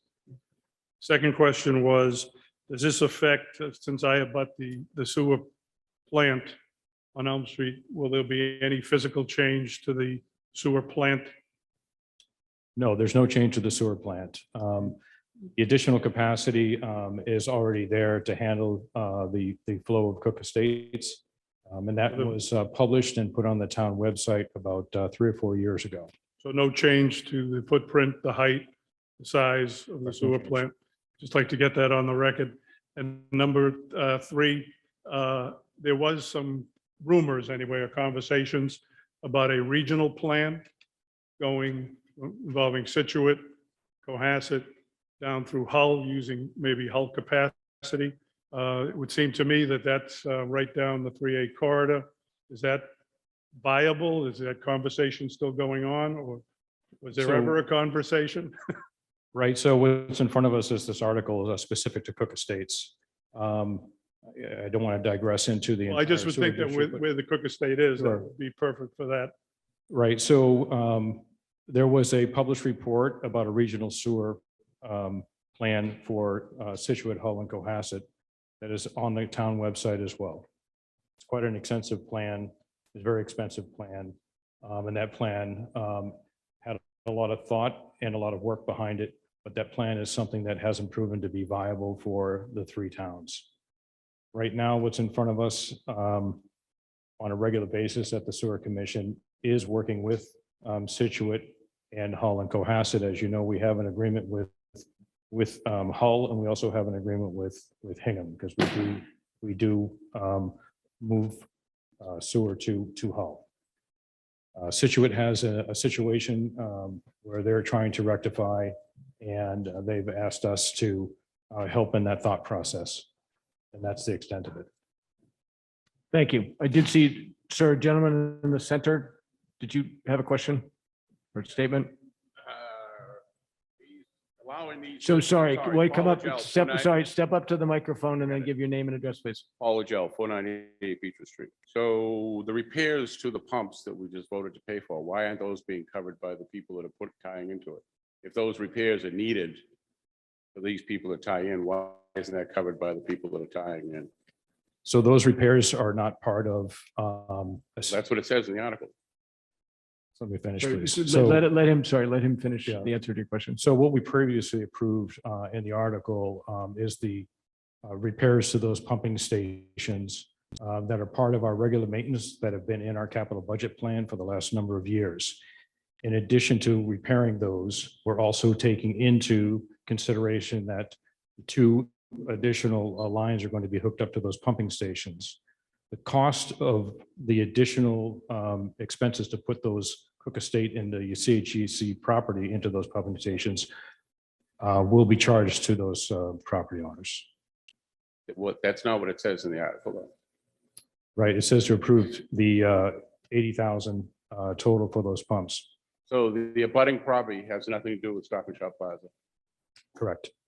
So that's not part of the, that's not going to be part of the sewer district. So Stop and Shop Plaza, or CJC, which is 390, 380, and 400 CJC. Right.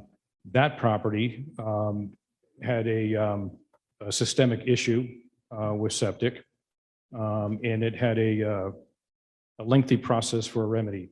And that remedy for CJC property was to connect to sewer. And that property is under a separate agreement to connect to sewer and pay 100% of the expenses to connect to sewer. So that property would go from the CJC 3 properties down to the Tupelo station.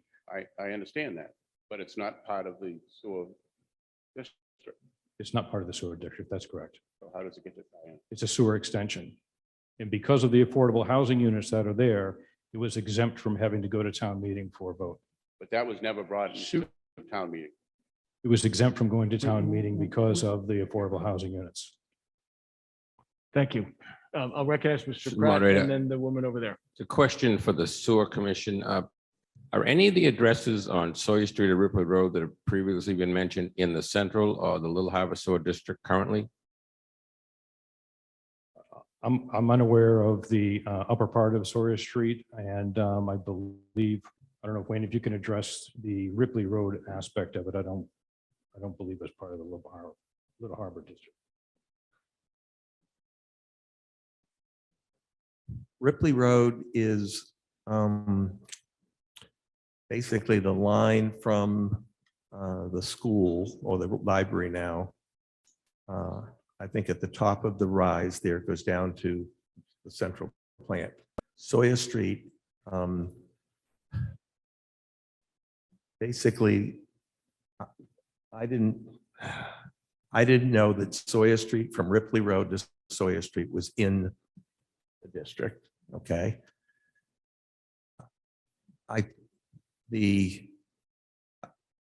Only the houses I think that are on North Main Street are connected off of Sawyer Street.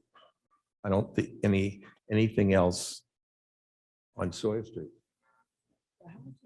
So let's not have private conversations, please. Just, thank you. I think, Wayne, do you have anything else? I can, the houses on Tower Lane are connected. The houses on North Main Street are connected. Sawyer Street, that block of Sawyer Street is not connected. It was carved out. Same with from Sawyer Street to North Main Street. That part of Ripley Road was carved out. I just want to beg the difference with Wayne. I did have a conversation with Wayne some years ago about us being carved out. When would we be connected to the system? I also have gone to a select board's meeting and had this conversation, asked to be put into the minutes. So yes, I have voiced this publicly. Also, I'm under the impression at least one of my neighbors had sent a letter. So we have voiced our opinion that we would like to be part of the system. And I believe we're the only houses in that whole area that are carved out. Is there anybody else carved out? Mr. Moderator, I just would, so the answer to the question is, we don't know if those addresses are currently in a sewer district. So it's a yes or no. Are they in any sewer district or are they not? Do we know that for sure? We have to review the sewer district to see where the line is between Ripley Road and Sawyer Street, where the line ends. Thank you. No, I saw the gentleman in the red sweater, and then I did hear a motion to call the question. So gentleman in the red sweater. Hi, Steve Sullivan, Chittenden Lane. I'm a member of the Cook Association Board of Trustees. I just want to bring the point at hand that we're here on this vote. I understand different situations, been in different parts of town, know when you want to get in the sewer or outside. I don't want to distract that conversation from our issue here at hand. We didn't come to the Board of Health or the Sewer Commission asking to get in. We're here because we have to be in compliance with the Board of Health and the failure of our septic system. We've worked with Pam Fahey. She's been great to work with over the last couple of years. We've spent a significant amount of money pumping our system. We've done engineering site work all over our property, tried to identify spaces where we could put a septic system to no avail.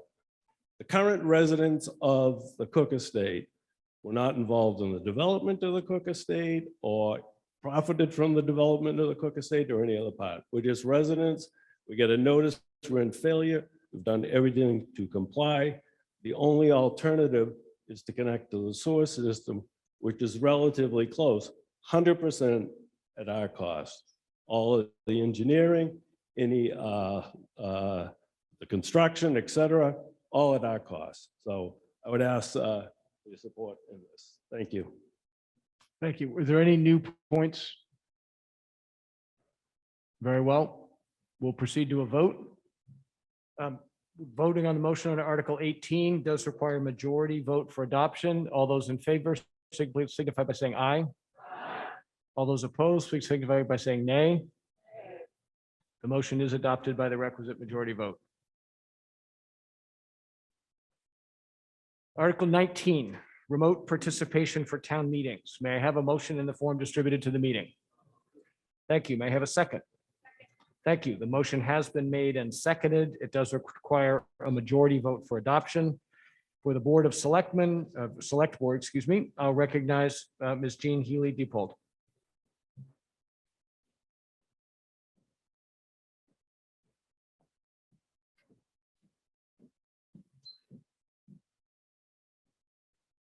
Good evening again. I'm here on behalf of the Select Board, and the Select Board voted unanimously in favor of Article 19 before you, and we urge you to do the same. This article will allow the Select Board to begin the process of seeking state approval, likely through a home rule petition, to allow residents an additional option of participating and voting remotely in town meeting. So you retain all the ability to do exactly what you're doing right now, but there's also the extra option of participating through remotely. If you approve this article, we, the Select Board, will work with our stakeholders, such as our town clerk, our moderator, our state officials, in order to propose special state legislation. So by way of background, during the pandemic, the state instituted emergency measures to allow remote participation, but only for representative town meetings. Cohasset, however, has an open town meeting structure, and so we are not allowed to use this additional remote participation option unless we obtain the special state approval to do so. Remote participation at the other representative town meetings that has been occurring throughout Massachusetts has been very popular and effective. In fact, the governor and state legislature have twice extended these emergency remote measures. Now, towns are actually leading and proposing home rule petitions of their own in order to make such measures permanent. Brookline, for example, recently filed a home rule petition, I believe 2 weeks ago, to allow for a hybrid town meeting that would, just like we are suggesting, allow for in-person participation as they currently do and are used to, but also allow for remote participation at its representative town meeting. Wayland is a town with open town meeting structure, just like Cohasset, and they have been exploring remote voting as well. North Andover, a town with open town meeting structure, has been running a pilot program to also have an additional remote option. And a few weeks ago, the Massachusetts Municipal Association testified before the Massachusetts State Legislature to advocate for a permanent state law generally that allows all town meetings, regardless of representative or open town meeting structure, to have an additional remote option if they want. The select board believes the time is now to provide our residents with this extra remote option. The current town meeting system is not flawed. It works well, but secure technology can enable additional people to participate. As we have seen in virtual town meetings throughout the pandemic, there are additional people that would join if given the opportunity to do so. Many residents have reached out to the select board and told us that they would like to attend town meeting, but they cannot do so for various reasons. Whether it is because they are sick, because they have immunocompromised issues, they have children, they would like to attend, but they cannot do so. In fact, the resident who proposed the citizen petition at Article 21, which is later in your warrant, ironically, to his dismay, is sick with COVID and cannot attend to speak on behalf of the citizens petition. So this article provides Just a not quick- only quick those who time are check. not You're- here, You're at 4 minutes. but you and I an extra option to participate. Second, as to security, many, as I alluded to, many towns have already been using safe and secure remote voting options for the last few years. So the security is there and it's well tested. If the concern is really about voters voting from afar over a single issue, the reality is that people will show up in person and do so as we see at town meeting and as is their right. Remote voting, though, will hopefully enable residents an additional option to more routinely participate in our town meeting. So we've heard time and time again, we wish more people would get involved, including at our town meeting. And so we urge you to vote yes to allow that additional chance for more enhanced representative local government. Thank you. Thank you. For the advisory committee, I'll recognize Meg Wheeler.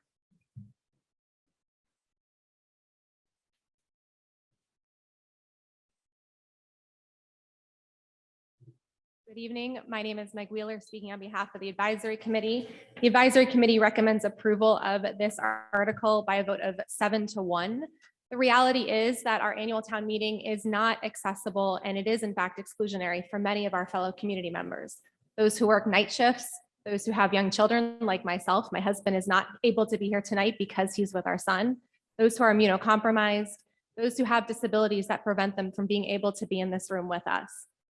Someone earlier said that when more voices are engaged in the process, we come up with better solutions. And I think that's absolutely true. And it's why our annual town meetings need to be more accessible. I want to point out just a couple of things. This vote supporting Article 19 does not mean we'll have remote voting at annual town meeting tomorrow. It means that it empowers our select board, our state legislature, and the Secretary of Commonwealth to do the necessary diligence to determine how we can have safe, secure, and accessible remote voting at future town meetings. So we need to do this so that they can do that necessary work. We've had many conversations on the advisory committee about the logistics of this. If Tom Baker were able to be here with us tonight, he would tell you that in many corporations all over America, remote voting at shareholders meetings is already happening in a very safe and effective way through the use of technology. So this is possible, we can do it, and it's critical that we do it so that more, and in fact, all of our town members, all of our community members can be a part of this important process that we've been a part of this evening. So we ask you to join us in supporting Article 19 this evening. Thank you. Thank you. Is there discussion? Yes. Melissa Hill, 18 Black Rock Road. Speaking on behalf of my husband, who actually put forward this citizens petition. You just heard Tom Baker. Unfortunately, due to his own COVID diagnosis, as well as our son's, he's unable to be here, ironically. Tom loves the democratic process. He has served on the advisory committee. He has been attending town meetings in person since we moved to this town 14 years ago. Quite frankly, Tom feels very strongly about as many voices being heard as possible. As a family with 2 working parents and 3 elementary aged children, that is often a hindrance to us attending town meeting. You've heard about other situations as well. So again, in the interest of more voices being heard, we ask for your support on this article. Thank you. Thank you. Ronnie Very good. McMorris, 89 Doan Street. We've been having open town meetings in New England, small town meetings for centuries. It's not a perfect form of government, but it seems to work with all of the imperfections. Anytime you make a significant change in something that's been operating pretty well for centuries, you need to take a look at what are the downsides, because there have to be downsides. Yes, I've heard some of the reasons why we should do this, but in balance, who has done the looking to see what are the unintended consequences of this? This is going to be a change in a system that has been working well in small towns for a very long time. And before we jump into a change, and it may very well be beneficial, I would like to hear who did this cost benefit analysis, because we're not a shareholder meeting. This is a legislative and deliberative body. And I would just like to hear if any of the boards have had this conversation to look at what the potential unintended consequences of making such a change might be. Thank you. Thank you. Sir. Paul Kears, 39 Old Coach Road. I'm kind of taken aback by the comment that this is somewhat inclusionary and this is not accessible, because I believe the school is ADA compliant. I believe that we've been coming here for 252 years now, at any location in town, and everyone who can and is willing to get there can get there. This Cohasset Older Affairs Department, that we provide vans for people who can't make it here or don't have a ride here. And we have babysitting opportunities here for people with children. I know it's not the greatest thing to bring your children here and have them sit out with Mr. Dicus, but everyone likes Mr. Dicus. We haven't had a problem. The question I have is, I'm not in favor of this because we don't know what this actually does. So last I checked, it just says that you're going to petition the general court to change our open meeting law to allow for this. So what is the process? How long does it take? And we're at a point where we have a town hall building committee, right? For the last, 5 years now, we've allocated money every year at every town meeting to think about building a new town hall. And everyone has an opinion about building that new town hall. And we haven't even got to the point where we decided to build a new town hall yet, and we're spending money doing it. I don't want this article to not have that same kind of process. We should be able to vet this process several times to understand the complexity of it. What does it mean? Because once it happens in that general court, we live with it for another 252 years. Thank you. Ms. Healy Dipple. Sure. So I'll take the first speaker first. In terms of the pros and the cons, certainly some of the cons, so to speak, that have been raised include, for example, the concern about proxy voting. And how can we be sure that the person on the other side is in fact that person? And so that is something that other towns have done vis-a-vis authentication processes with the help of their town clerk, which is why I referenced at the beginning that we would be working with our town clerk to come up with rules. We would not necessarily expect those rules to be in the text of the petition itself, but that would likely be something that the select board would do vis-a-vis rules and bylaws with the assistance of our other officials in order to ensure that people are who they say they are. And, you know, another point on that is it is a crime in our state to vote if you are not the person you say you are. So there is an existing structure out there, including criminal exposure for those who are, you know, if you show up and you say you're so-and-so at so-and-so address and you're not, there's, again, an existing process out there. But that is one of the main issues that other towns who have been grappling with this issue have been looking at in terms of proxy voting, authentication. Security has been another issue, particularly at the beginning of the pandemic, where a lot of towns were very quickly trying to go remote and make sure they had the secure technology. Lexington, for example, if you go on their website, and I would encourage people to do so, walks through the process of how you go onto the portal, log in, and you go through the process of essentially participating remotely. You know, this was technology that I believe the town of Lexington did, approximately for about $10,000. And again, they worked with a secure vendor. There are towns like Wayland, which is open town meeting structure that votes electronically through a handset at their open town meeting, and they spent money on that technology, and they've used it for a decade now. So those have been some of the pros and cons in terms of concerns about proxy voting and security that towns have been grappling with, and have been effectively working through that during the course of the pandemic. And as to the concern about have we studied this enough, I believe, and I would invite my other select board members to weigh in if they want, but I believe that one of the primary reasons of coming before town meeting right now is this is in fact a long process to go through. I cannot guarantee when the state legislature will do anything, but certainly we can advocate. But if we're going to start spending money, including on legal fees with taxpayer money to do this research, we want to know that the town fundamentally supports it. A lot of the legislation that's being filed is remarkably similar. We have new lawyers that have expertise in voting law, including with the Secretary of the State with respect to their prior experience. So we believe that we can fashion a home rule petition that likely is very similar to what the other towns are doing right now as I speak. And the only thing that I would say on that point is there is significant movement underfoot right now, as I just alluded to with the Mass Municipal Association, for a permanent, generally applicable state law. And so we will either be stuck with what the state legislature tells us to do, or we can do a home rule petition that is more Cohasset specific. And so it is our recommendation to try to take control and regain that local control in light of our town structure and desires, rather than have the option be dictated to us by Beacon Hill. Thank you.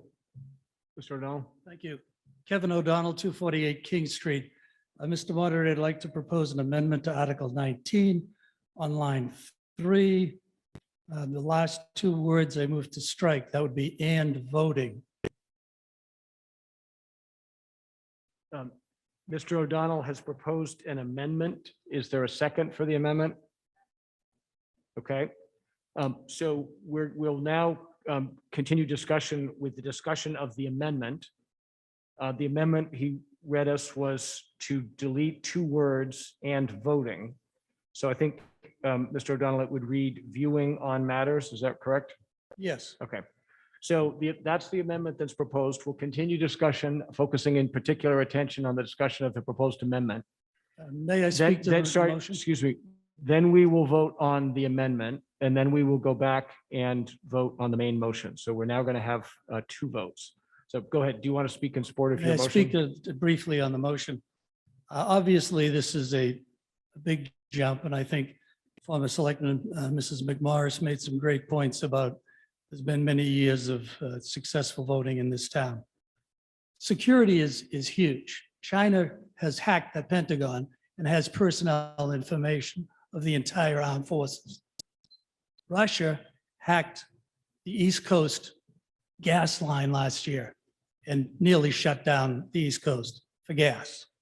There are a lot of malicious operators out there. We know that. We shouldn't put our town meeting in their hands. Voting is too precious a right to just toss off to the legislature to maybe come up with something that maybe might work someday. And I'd like to hear us come back. It's guaranteed. It's been tested. It's been shown to work, and we're going to then vote on it. Be happy to vote on it then, but not now. It's too soon. Thank you. Thank you. Is there further discussion on the proposed amendment? Sorry, got Mr. Dick and then Mr. Collins.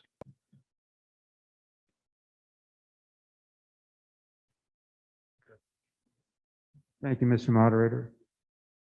Mike Dick, 27 Parker Avenue. I have a question for our town council or for Mr. Moderator. Perhaps you could ask town council for us.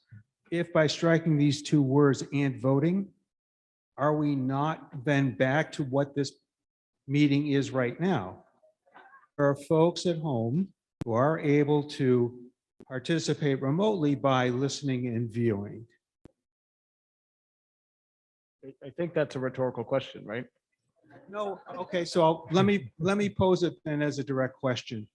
Okay. If I may I address the council? Sure. Well, I think the answer is yes. That's what currently people can watch on TV. So Corey, why don't you answer? Just for the record, this meeting is being broadcast on 143 TV and also, I believe, Facebook. So you are correct in that if we strike the to vote, it is the same thing we're doing right now. It effectively kills the motion. Thank you. Thank you. Mr. Collins.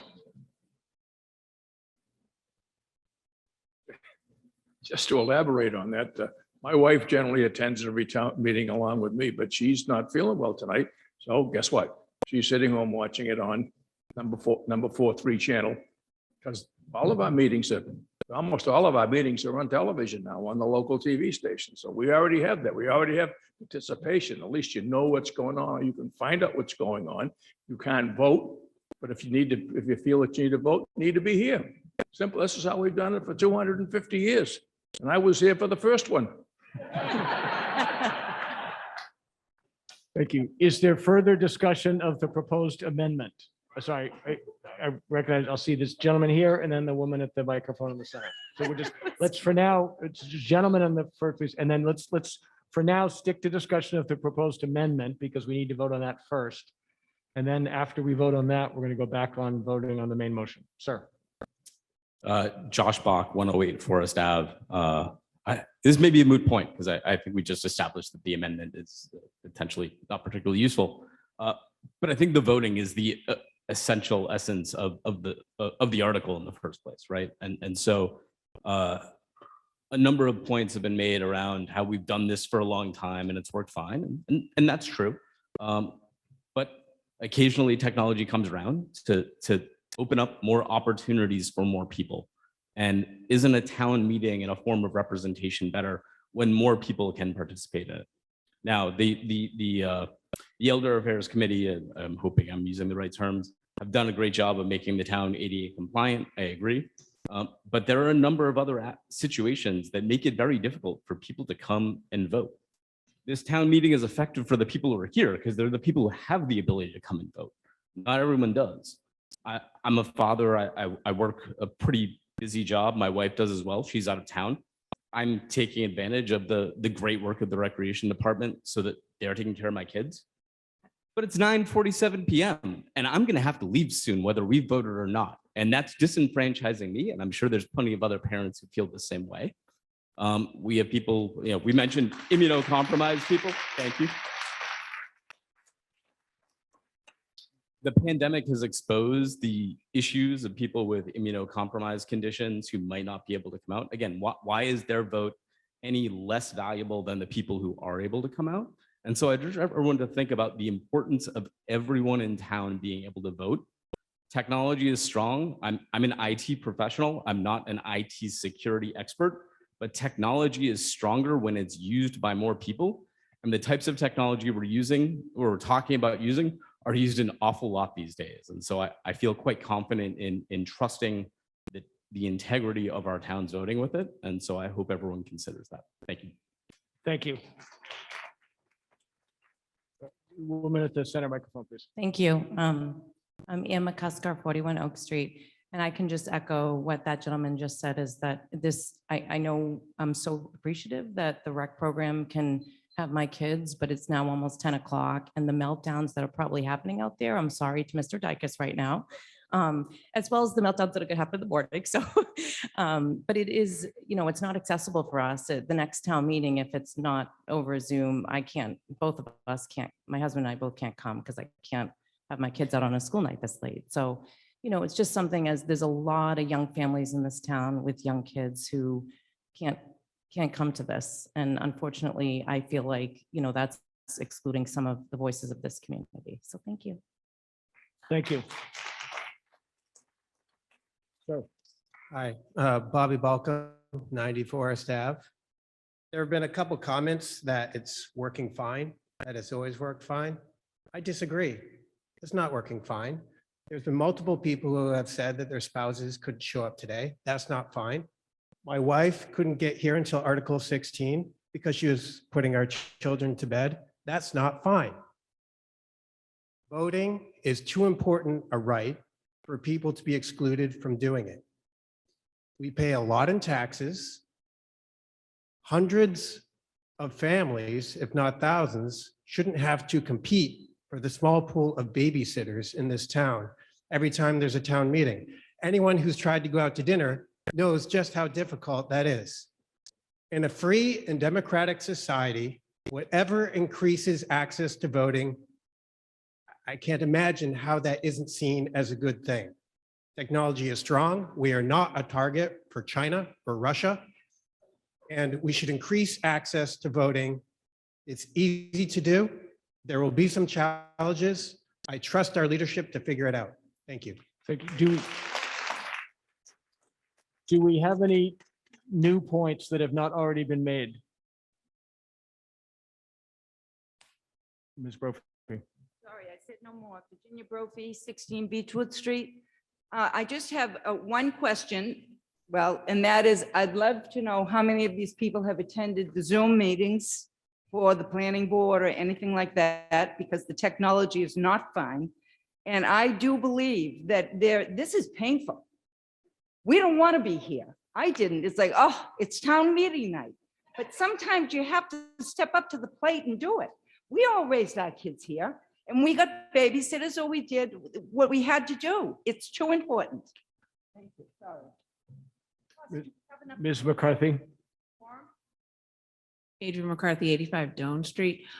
I'm not sure if I'm supposed, is it okay not to speak on the amendment, or we're just pulling it all together? Because some of this doesn't sound like this is about the amendment.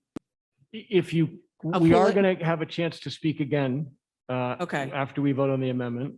Okay. Well, let me just add this then. Town meeting used to be on a Saturday, and it allowed for all generations, all ages to participate. We couldn't, maybe both parents couldn't get here, but often one at least could get here. And then something happened where it got changed to nighttime, which really is not conducive for a lot of people. This late hour, and there have been times where that has happened. So perhaps when we start talking about, I was thinking too that removing voting is one of the amendment, but there is a difference between watching this on Facebook, between the viewing and the listening. So when you participate through Zoom, at least if we were to go with the amendment and remove the voting, at least participation could possibly be up on the screen. I have no idea. I am not technology with that, but I'm just saying you could do participation and listening so that the people could be at least in the room. They could ask their questions, because the part of town meeting that's important is asking, debating, and discussing. That's the point of it. The voting comes after all of that. But moving this back to Saturdays, where it can be a day thing and a lot of people can attend, that's what we should do. Thank you. Are there any? Yes. Grace Evans, Howard Gleason Road. I respect a lot of the reasons that this remote voting option is appealing. Similar to Adrian, some of my concerns are that we lose the impact of voting publicly, of understanding the impact of our decisions on our neighbors and fellow townspeople. I would wonder if the viewers at home could participate with questions. I also have some concern. We've all seen town meetings where certain warrant articles have been stacked. And I have concern that this could be a situation where it would be very easy to stack a bunch of votes in favor or against a certain article. So those are my concerns. Thank you. We've had a motion to call the question. We're calling the question on the motion to amend, so that's what we're going to vote. And just to be really clear, we're voting on whether or not to strike the two words "and voting." That is all we're voting on now. After we do that, we will go back and vote on the main motion, which either will or won't have those two words in it. Everybody good on that process point? Okay. The amendment requires a majority vote for adoption. The amendment again is to strike the two words "and voting." All those in favor of the amendment, please signify by saying aye. All those opposed, please signify by saying nay. The motion is defeated. We will now go back to for any further discussion of the main motion. Ma'am. Agnes McCann, 104 Doan Street. When I first heard of this idea, I thought I would like it, but I don't. I've spent the last 2 years doing things remotely, and it is not remotely the same as doing it in person. Whether it's family, friends, work, or town government, having town meeting removed to that platform would completely suck the life out of it. Thank you, Mr. Evans.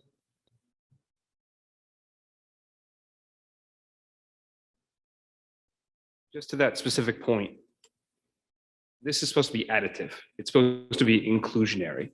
We're not stopping this. I'm going to be here. A lot of people that love this are still going to be here. We're still going to have these discussions as we are now. Thanks. On Sunday, I spent a lot of time walking around downtown, and I had little flyers about this. I tried to get people out to town meeting because I, like many of you, I don't think that our town should be decided by 100 people. I mean, there's been times where we can't get a quorum here. I think we've got maybe 200. That's a fraction of our town. And I stopped every couple I had with that had a stroller. I tried to say, hey, can you give me a few minutes? And I asked, hey, do you know about town meeting tomorrow? Yeah. Can you come to it? Well, I've got 2 kids. I've got 3 kids. My husband's away. Babysitting is just, it's not an option for a lot of these families. And if we want to get stuff done, if we want to look at our schools, if we want to look at anything that we're doing, we have to get people to vote and have a voice.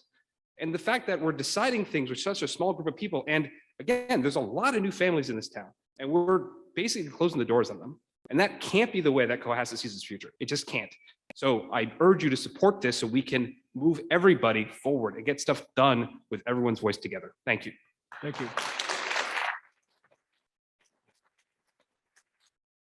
Mr. Pease.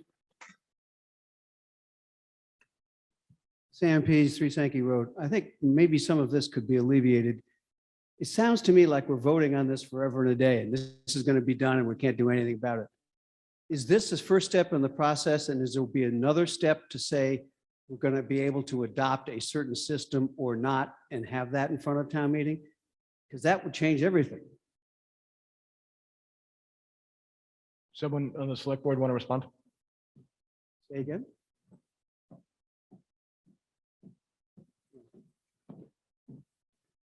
So right now, the current article seeks approval to allow us to begin the process of a home rule petition.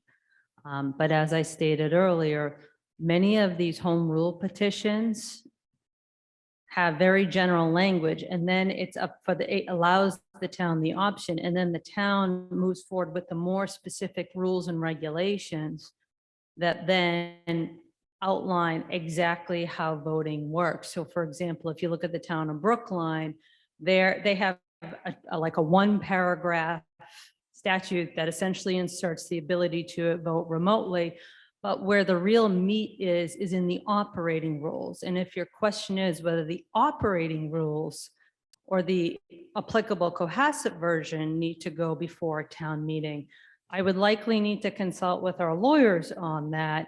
But certainly all of those rules will be voted on and decided upon in public meeting, whether it's at the select board level in consultation with advisory. That would be huge significant changes that we recognize, and that, you know, every citizen would have the ability, if not at town meeting, certainly through all of the select board decisions, to the extent that it requires, you know, the select board to do operating rules to effectuate that. So I don't know if that addresses, so At the end of the day, we, yes, are asking to do the petition to allow us the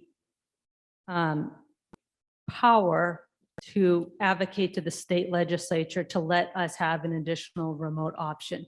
How that option works, though, I would again envision that the specifics would be done here within our town government through additional bylaws or operating rules, just like the other towns are doing as we speak. Thank you. Thank you. Ms. McMorris? Is it appropriate to make a second comment on this? Yes, you may. I just wanted to point out that this isn't really a generational debate. I would hope that when young parents wanted to rebuild this building, this school, build a new Osgood school and rebuild the Deer Hill School, we turned out over 1,000 people to a town meeting. It was so large, we needed to meet at the music circus. When there's passion, when there's need, we find a way to come together and make things happen. So I think I second Adrian's point. I don't know why we don't have town meetings on a Saturday. We had great babysitting during the day. It made it so much easier for parents to participate and for older people who don't like to drive at night. Thank you. Is there any further discussion with new points, please? Paul Sir. Kears, 39 Old Coach Road. I'd like further clarification on the select board's member comment that she just stated that she was going to advocate to the state legislature for this change, and that's not what's in the article. So advocating means you have a good idea and you'd like them to come around to your idea. What's in the article here is that we're asking for a special legislation to enact a remote participation. So if they grant that, then we have remote participation. I don't see any other opportunity for debate for the town, because once they issue that, it's law. So sorry, do you have a question for her? That's the question. She stated we were advocating, and in the petition here, it does not say they're advocating. It says they're asking for the law to be changed to enact this law on behalf of the town. Okay, thanks. I just need clarification. Sure. So, and I apologize if my verb confused things. So when I say advocate, I mean the select board to file a petition for special legislation. So we will file the petition, which to me is advocacy. We are filing a petition asking the state legislature to do something, but we are not the state legislature. Just because we file the petition doesn't mean they will act on it. It has to go through their process. And so we have to work to ask our state officials to actually move it through the process to get it signed into law. And so it is a long process. It's not overnight. It takes a lot of time. And so that's what I mean when I say. Sir, you've already spoken twice. You're only allowed to speak twice. Thanks. Anyone else? Oh, go ahead. Hi, Margie Hillman, 21 Norfolk Road. I have a question for Ms. Dippold or anybody else on the select board. You talk about going to the general court and putting in a request, whatever, petition for the way Cohasset would be voting. But is that how it works at the state level? Are they going to have 360 towns all going to them and saying, well, this is the way we want to vote remotely, and this is the way Florence wants to vote remotely? Or are we simply saying we would like to explore, we would be in support of the idea of having some sort of remote voting, and then the state is going to make a decision that I would assume has to be equitable for everybody, whether they're in Pittsfield or Plymouth or Cohasset or any, it all has to be the same. It can't be 360 different ways of voting. We know. And I invite our town council to correct me, but it absolutely is potentially 350 different ways of approaching your town government. And there are towns right now, for example, Brookline, Natick, Lexington, that are filing home rule petitions specific to their home. And so these are not laws that generally apply to all of Massachusetts. It is specific for their particular town. And we're saying, let us file a petition that is specific to our particular town, as compared to advocating for a law that applies for all of Massachusetts. Thank you. Thank you. Mr. Jeffers? Rob Jeffers, 18 Spring Street. I'm in favor of this, and what I'd like to point out is based on the vote that we just had, there were about 211 people here when we voted on the affordable housing. There's probably significantly less at this time of night. That's a little bit over 3% of the people that actually can vote in this town. So 97% of the town is not participating. I think it's on us to find ways to help them participate. I understand people are saying it's been working, and it's true. It has been working to an extent, but with a 97% not participating, it's not working great. And things have changed. I used to commute to Boston 5 days a week. I don't know a single person who does that anymore. I don't know a single person who's going to be doing that anytime in the near future. Things have changed. Technology has changed. And I think if we have an opportunity to help this become more collective, I think that's great. That vote on affordable housing passed by 8 people. That's not that many. I bet you there's a bunch of people on Heather Lane and Mill Lane that wish they were here tonight, or wish they could have participated in that. I think the more people that get to talk, the more voices we have, the more people will care about what actually is going on. So I'm in favor. Thank you. Mr. Hillman? Rob Hillman, 21 Norfolk Road. I'm not speaking in direct opposition to the prior comment from 21 Norfolk Road, but nor am I speaking for the advisory committee. I'm speaking in my individual capacity. 2 things. First, there have been several references and comments to other municipalities who have or are petitioning for certain kinds of remote voting. Most of them and all of them that have anything approaching remote voting is representative town meeting. And it's not the same thing. We should not be considering it's apples and oranges. A representative town meeting form of government is very, very different. We would all elect 150 or so people from our various neighborhoods. They would be town meeting, and that is a different beast. So bear that in mind when you're considering what's going on in other communities. And the other thing, this is when Ms. McMorris asked what the boards considered. The advisory committee received a briefing on this actually from members of the select board. So there's a little bit of a circular thing going on there. And really downsides, they were brought up to some extent. And while I voted at that point to recommend it, I had misgivings, not much of a profile in courage, but and the misgiving, it's a little subtle, and I'll make it very, very short. And that is, there is a difference, I think, between voting as it is the right that we all exercise down at town hall on a ballot, either a ballot question or a candidate, for which there's remote voting, for which there's early voting, for which, that is protected in a whole variety of ways. But the point that came up and was rejected by my colleagues on the advisory committee is that town meeting is different. Town meeting isn't just about clicking in on a vote. It's this process. And the point that was made was that you can change town meeting to something else, and you're going to get something, if it's very successful, that's not quite going to be town meeting. It's unclear from this article whether there's any provision, because it's not in the wording, of external participation. It refers to voting and listening, and there's one other word in there, but it doesn't sort of describe, we're going to have a big screen with people, with the poor town moderator having to turn around and moderate that. But it's somewhere between a flowering of democracy, recalling ancient Greece, or government by internet comment section, somewhere in that dystopia area. But it's whatever it is, and there may be good reasons to make the change, but what you're going to have is something other than town meeting. My last comment is that town meeting doesn't, Ms. McMorris raised the famous, among those who were there, meeting at the Music Circus. That wasn't a really strong example of functioning democracy, if I recall it correctly. I went till 1:30 in the morning. I shelled out very substantially for a babysitter that night.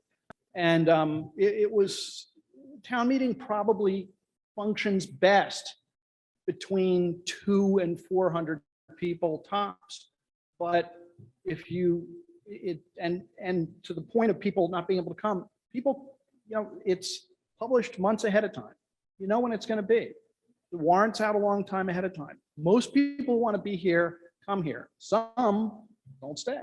But that's the essence of town meeting. And my concern is that you're going to have something, and it might even be good, but it's going to lose the essence of town meeting. And it's not quite the same notion as voting because it's more of a process. That's all. Thank you. Thank you. Is there further discussion? We'll move to vote on the motion under Article 19. We're now voting on the main motion. It does require a majority vote for adoption. All those in favor of the motion under Article 19, please signify by saying aye. All those opposed, please signify by saying nay. That's too close to call. We're going to use the purple cards.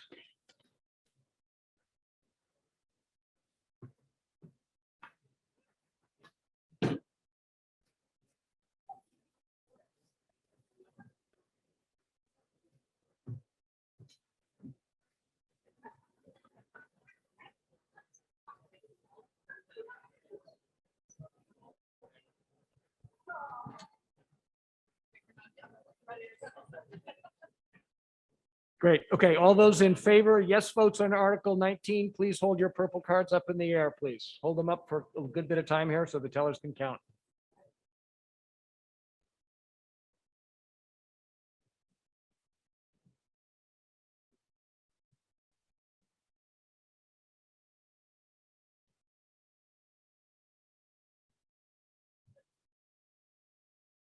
Keep them up, keep them up.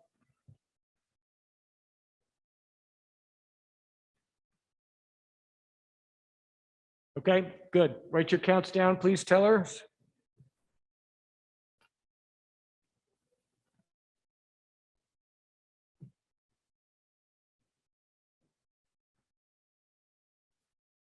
Okay, all no's. All those against on the motion under Article 19, keep your purple cards up.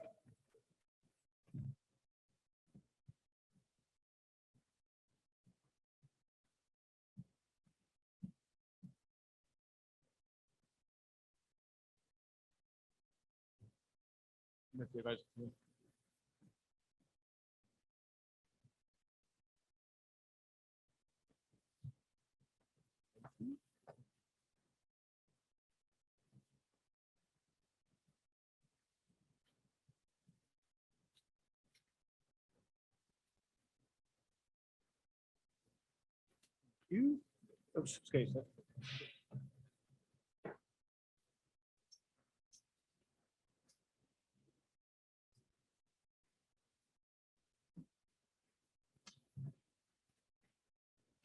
Thank you.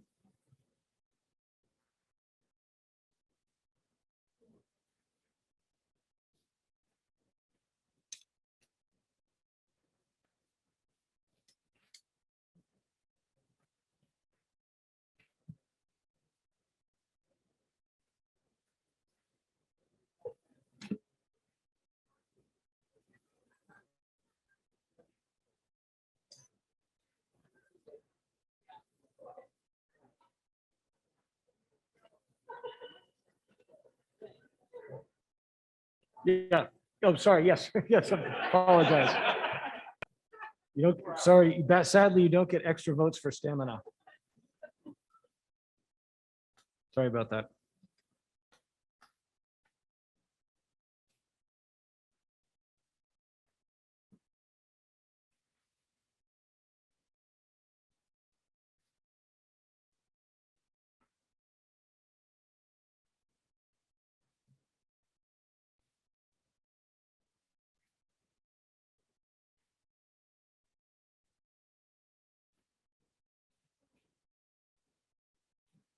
Okay, the tally is yes votes 101, no votes 76. The motion does pass.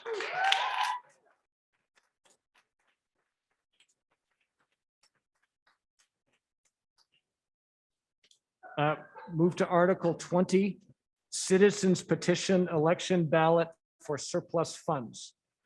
May I have a motion in the form distributed to the meeting? Thank you. May I have a second? Thank you. The motion has been made and seconded. It does require a majority vote for adoption. I'll recognize the proponent, or for the proponents, Mr. Lee Jenkins.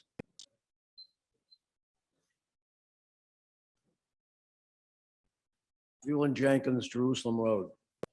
This article is presented tonight so voters who cannot attend a town meeting will have a chance to vote if an article is presented for the expenditure of free cash in excess of $1 million. To have a small number of residents, usually 100 to 300, that attend town meeting, make these large financial decisions regarding our free cash is not fair. Even though it has not happened so far, it could. This is a fail-safe to protect the interest of the majority of the residents in the future. If remote town meeting is the wave of the future, there's a possibility that those attending and voting may have to leave the meeting before the conclusion. We have seen in the past that articles have been voted on by a majority who left the meeting, and later in the meeting, a reconciliation vote was initiated by the attendees. This reconciliation vote can overturn a prior vote on an article. An example is if a free cash article was initially voted down, it could later be overturned. If most who voted against it have tuned out the meeting, thus not knowing what is taking place. With this article in place, it is a fail-safe and residents will not be caught unaware that their vote was nullified, as it would then go to a ballot and the majority of the town would vote on it. Again, thank you. Thank you. Does anyone from the select board wish to speak to this? Mr. Corey Evans.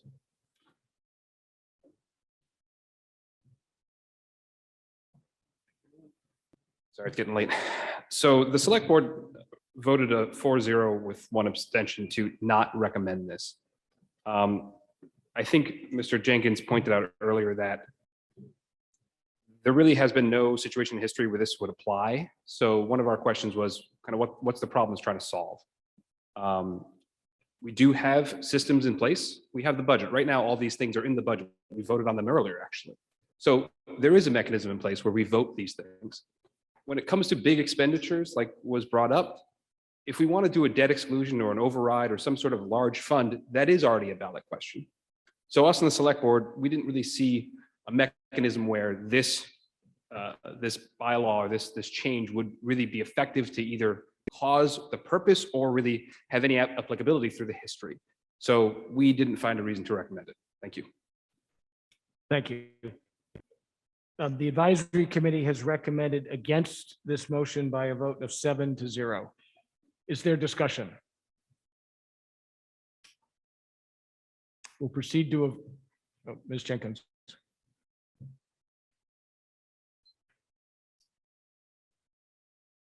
Yes, Leonora Jenkins, Jerusalem Road. This article is for voting outside the budget. It's not for what we voted on for town meeting, for the budget, or for the enterprise funds. This is for the free cash, like the free cash we voted for last fall, $750,000 for the town hall and $250,000 for the school. That equaled $1 million, but it was two different projects. At the rate things are going today with costs and how much our taxes are escalating, it could be sometime in the near future where we'll say, oh, we have this free cash, we have this project coming up that's outside the budget, and this would then take effect. Thank you. Is there further discussion? Mr. Coynes. Alex Cohen is 380 Atlantic Avenue. We just had a long discussion on Article 19 about getting more people involved. Well, this is pure democracy. This is a perfect opportunity for people to vote on where their tax dollars are spent. Thank you. Is there further discussion? We'll proceed to a voice vote. The motion under Article 20, it does require a majority vote for adoption. All those in favor of the motion under Article 20, please signify by saying aye. All those opposed, please signify by saying nay. The motion is defeated.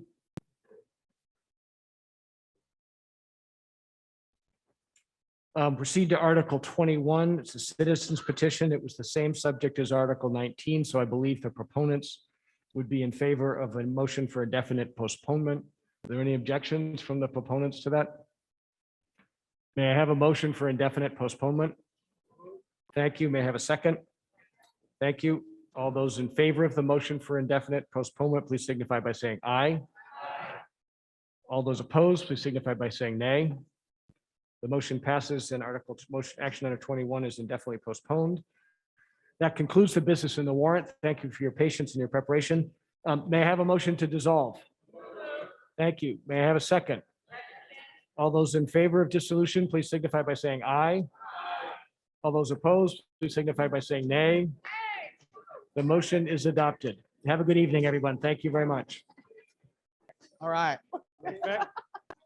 Good evening. My name is Justin Schreier, Communications and Community Engagement Specialist here with the town of Cohasset. We've just had a fairly long evening here going through 21 different articles tonight with the town warrant. I am joined by Mr. Chris Senior, Town Manager. I am joined by Carrie Thompson, who is the Chair of the Select Board. And I'm also joined by Rob Hillman, Chair of the Advisory Board. Good evening. Good to see all of you. I just want to kind of run through real quickly some reactions. I know we just got done. It's getting a little late, so we'll make it quick. So what's your reaction tonight after about a 3.5-hour meeting or so? Town meeting is always a great expression of local democracy, and it's wonderful that people come out and really discuss and debate. So much of the work was done in advance, and that really showed the fact that we went through 15 articles in an hour. And then there was some very important issues the community needed to chew on, and they did. There was a lot of good, healthy discussion about some very important issues, and the community came to decisions.